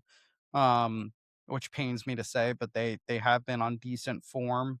And with Vegas's premier Michael Jackson impersonator playing on the left wing, I think he'll score one or two. But yeah, I got Chelsea. I'm so torn on this because I think maybe I'm doing one of those things where I'm underrating PSG now. I'm going to take Chelsea. And here's one of my big keys here. Number one is I agree with you. I think PSG are just not who they were. Number two, LinkedIn Liam where was he coaching before this? Strasbourg, yeah. And so he has inside intel on PSG. Chelsea and a better team. Chelsea also beat PSG already earlier this year in the FIFA Club World Cup, the Mickey Mouse Cup, as it's more commonly referred to. So Chelsea fans, I'm not rooting for you. Chelsea fans, I don't care if you go through. I'm simply saying you will go through. If I were you in your car, I'd be celebrating right now. You're welcome. Because this is one that I feel it in my balls. And my balls got very close this past weekend. It's testicle torsion, brother. Can't let him get too close. Concussion. Real Madrid versus Manchester City. This first leg is in Madrid. What do we think here, Pooch? So this is another one where we may differ. I have Real Madrid. Okay. Once again, this is like the PSG Chelsea one. This is like the Liverpool Galatasaray one. There's just way too many people already sitting there saying, well, how's City going to do against Bayern Munich? Like, I see on all these Arsenal accounts, like, okay, for our game in April against City, it'll be in between the Bayern Munich games. And I'm sitting there and I'm like, whoa, whoa, whoa. They still have to play Real Madrid. Real Madrid, like, in Champions League is a different beast. Like, for some reason, they just find a way to get through in like a tough matchup. And I feel like City has had their number. I want to say last time they played and maybe the time before that.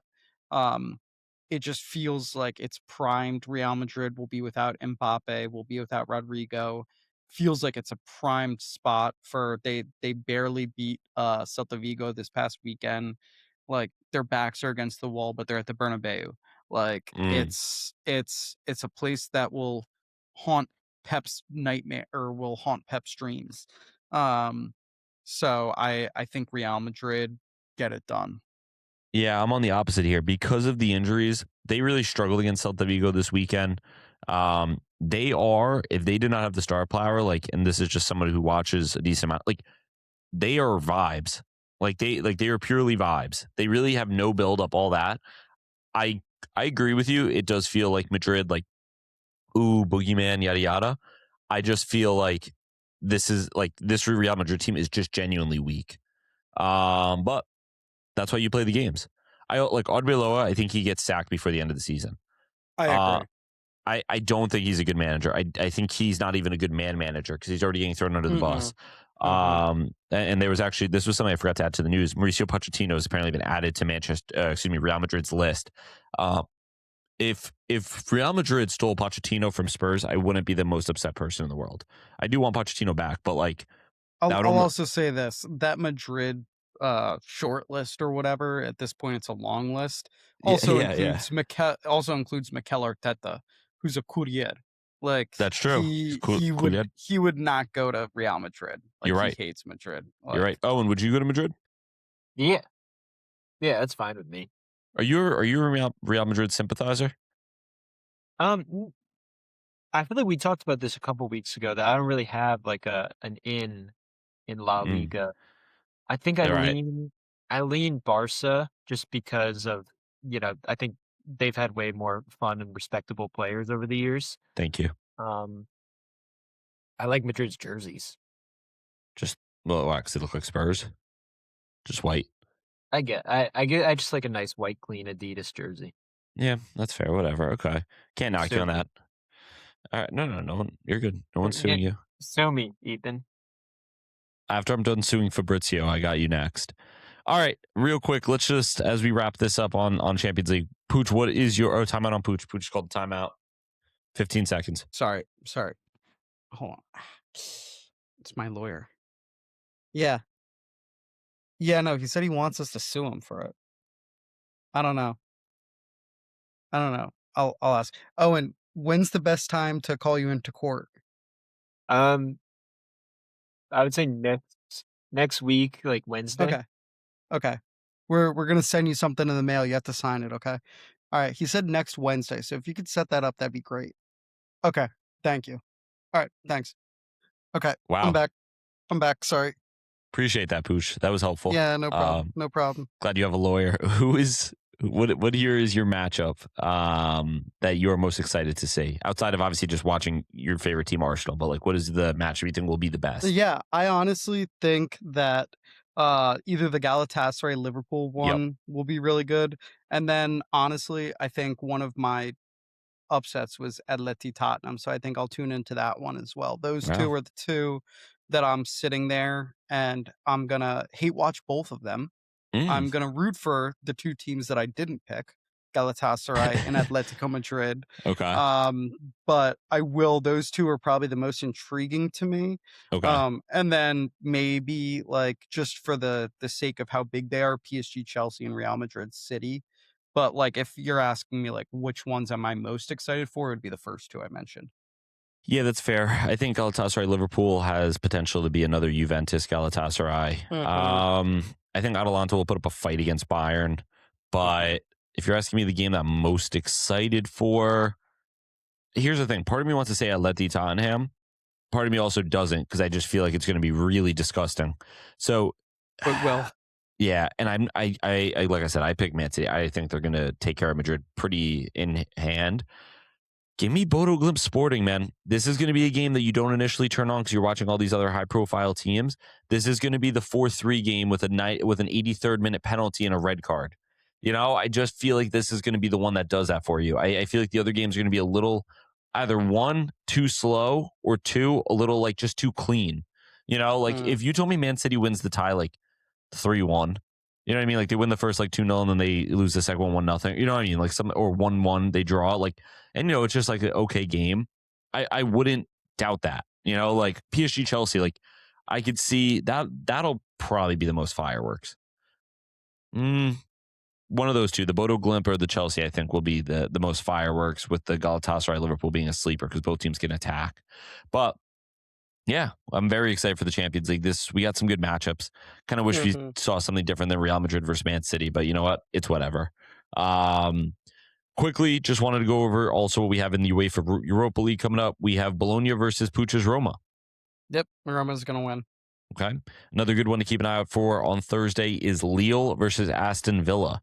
Is Lille an upset candidate here?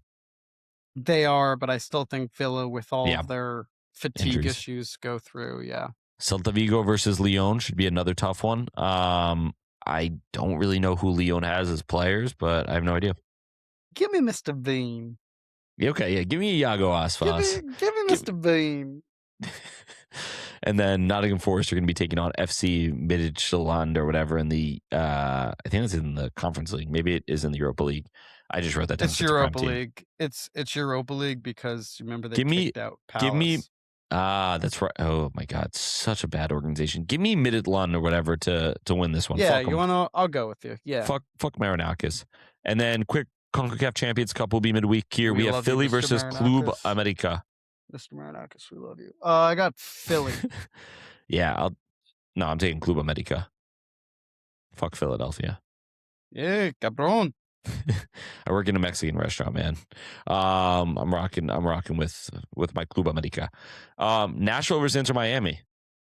Inter Miami. Yeah, I think so too. Monterrey versus Cruz Azul. Cruz Azul.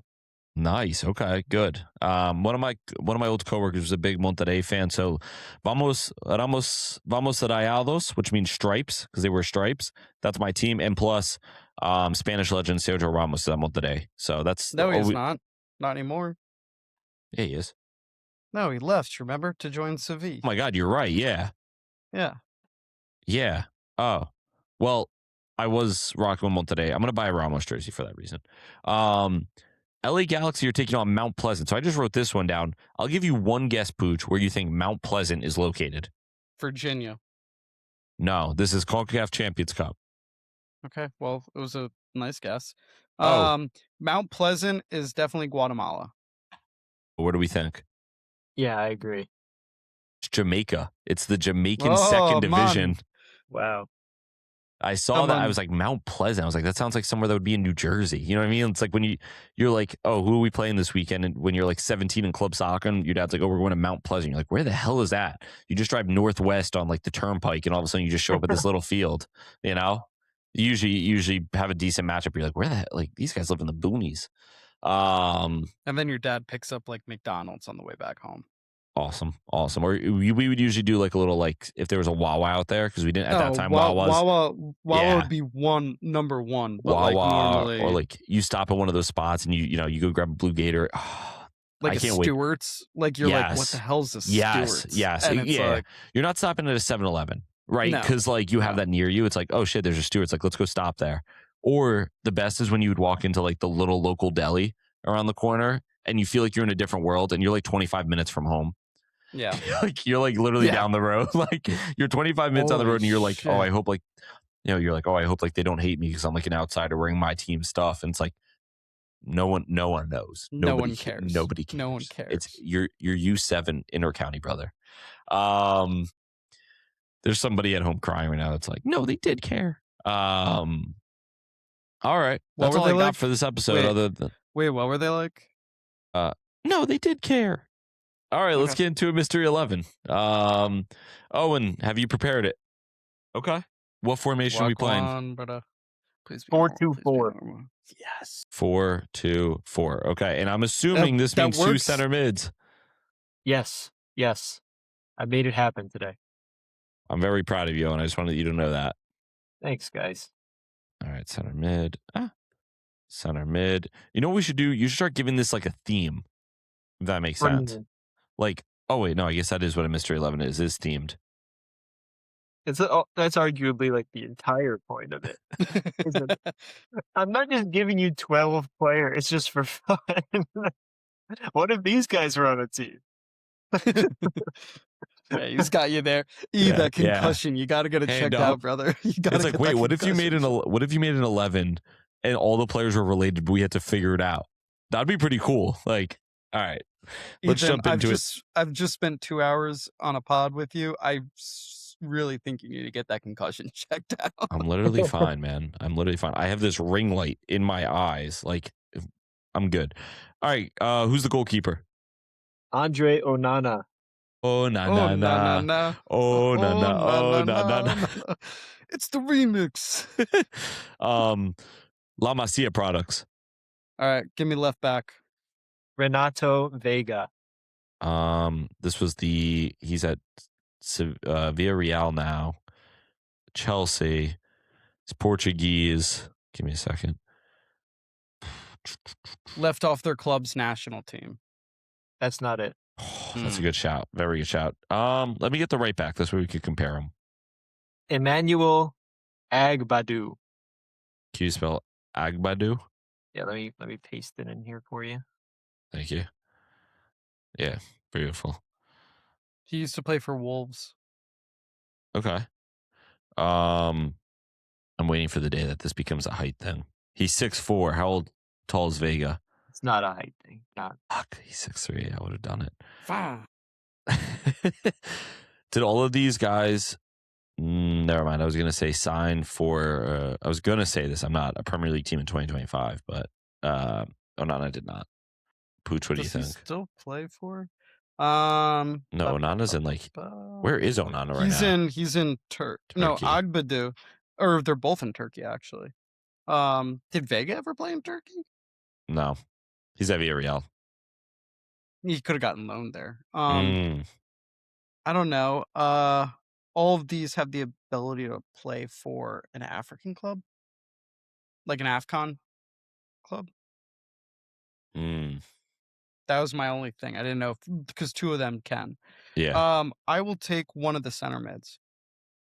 Ismail Kone. He's having a good year right now, right? Isn't he playing at Roma? Or is that a different Kone? That's I believe that's a different one. Yeah, this is Kone, Sassuolo? Yeah, this guy's Canadian. Wait, so Andre Onana is from Cameroon. Agbaglu is from Ivory Coast. You butchered that. Sorry. Vega was born in Lisbon, but I'm thinking he has some type of African roots only because what country does Portugal have a tie to? You know what I'm talking about? Yeah. That's why I said, have they... Kone was born in Ivory Coast too. I mean, they could just be all born in the Ivory Coast. You could just say that. Were they all born in the Ivory Coast? No. It's from Cameroon.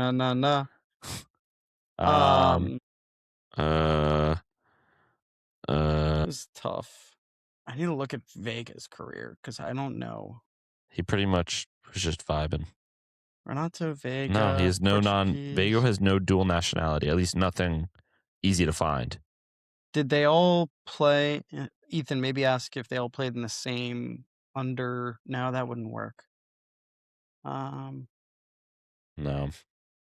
Do they all wear the number 12? No. 2 of them do. That would have been cheeky. Oh, that's a good idea. That would really piss me off. Oh, fuck. I'm going to bring that back in like 7 months. All right. Give me the other center mid. Sofian Amrabat. Oh, this guy again. Dude, it has to be something related to AFCON. Without a doubt. But Renato Vega is Portuguese. Yeah, he has nothing to do with AFCON.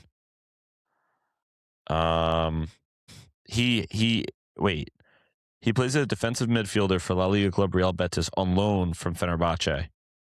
Interesting. Have all these guys... I mean, wait. Did they all play in the Prem at the same time? Did they all... No, because Kone has never played. No, Kone's never played. Damn. No, Kone played for Watford. Yeah. Did they all play in the Prem in 2023? Fuck. No, because Agabadu didn't. Yeah. They've all played in the Prem, but they also, all besides Vega, have had AFCON links. Okay. Give me one of the center backs, please. Luka Vuskovic. Oh.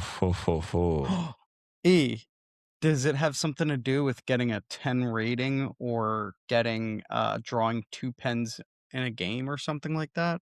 It certainly might. Having 100% pass accuracy in a game, maybe? No, 'cause a lot of players could say that. It would have to be, you know what I'm trying to say? You could complete 3 passes. Rating? Can a goalkeeper have a dual rating? Is there any way that Andre Onana has ever gotten a full 10.0 though?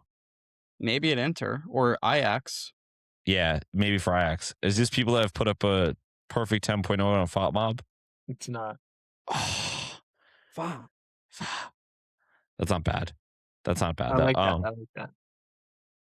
Have they all... Oh, wait. Maybe they've all played at some point in the Eredivisie?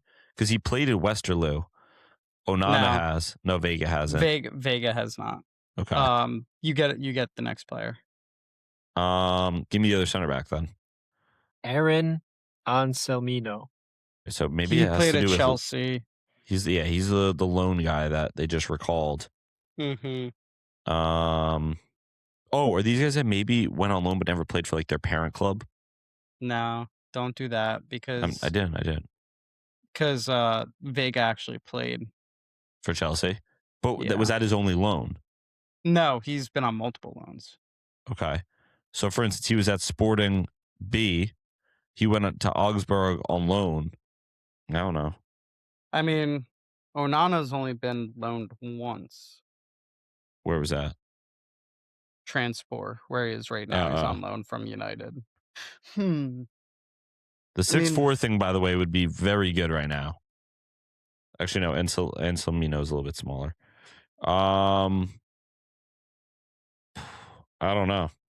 Have all of these players won a cup at all their clubs? Wait. Probably not. Wait. Vuskovic, Tottenham has won the Europa League when he wasn't there. Anselmino at Chelsea, what have they won since 2024? They haven't won 8. No, they won the Conference League. Vega, same year, on loan away from Chelsea. Onana, no, he didn't miss any. Man United, have they won anything since 2020? No. Fuck. So close. Yeah. Have these guys, no, that wouldn't work either. I was going to say if they all got recalled from their loan. Because Vega and Simo both did, but Vucevic did not. Just to be clear, Manchester United certainly didn't win anything under what's his name, right? Amarim. Ten Hag? Amarim? No. I mean... Yeah, didn't they win the FA Cup last year over City? No, it was 2 years ago. Okay. All of these players maybe have played under a certain amount of... under a certain amount of caps? That would be kind of hard. Do they all have multiple loans? Like Vuskovic has 2 loans. No, because we said one. Yeah. Well, no, he has some in his youth career. I don't know if we're counting that. If we are, that's kind of soft. Are we counting that, Owen, or no? No. Okay. So, all right, let's make a guess here. Have they all featured for their national team under 50 times? No. We had to throw Onana has 53 appearances, right? I had to throw something out. I was taking a wild guess. I'll take the left wing. Left wing is Ademola Lookman. Brings me back to the dual nationality. Yeah. Or is that what he wants us to think? Where the hell are you, Pooch? I just have the window open. Somebody's car doesn't work correctly, so it's not my fault. I mean... Lookman's been on multiple loans. So many. I mean, could they just have all played in the Prem or have had ties to a Premier League team? Because I'm looking. Been on loan from a Premier League team, maybe? Maybe, yeah. That could be it. Yeah. Are these all players that at some point been on loan from a Premier League team? That's not it. When you start inserting those noises into like the all right, so I was left. Give me striker. John Duran.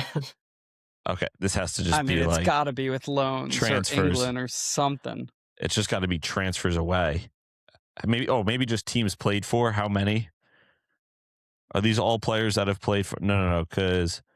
No, it might be. 1, 2, 3, 4. Well, he hasn't played. Are these all players that have played for 4 or more teams? Yes, it's specifically 4 teams in 4 years, but okay, you can't get that specific. Like I'm ever gonna get that. No. He many gave us people it. have played for 4 teams, though.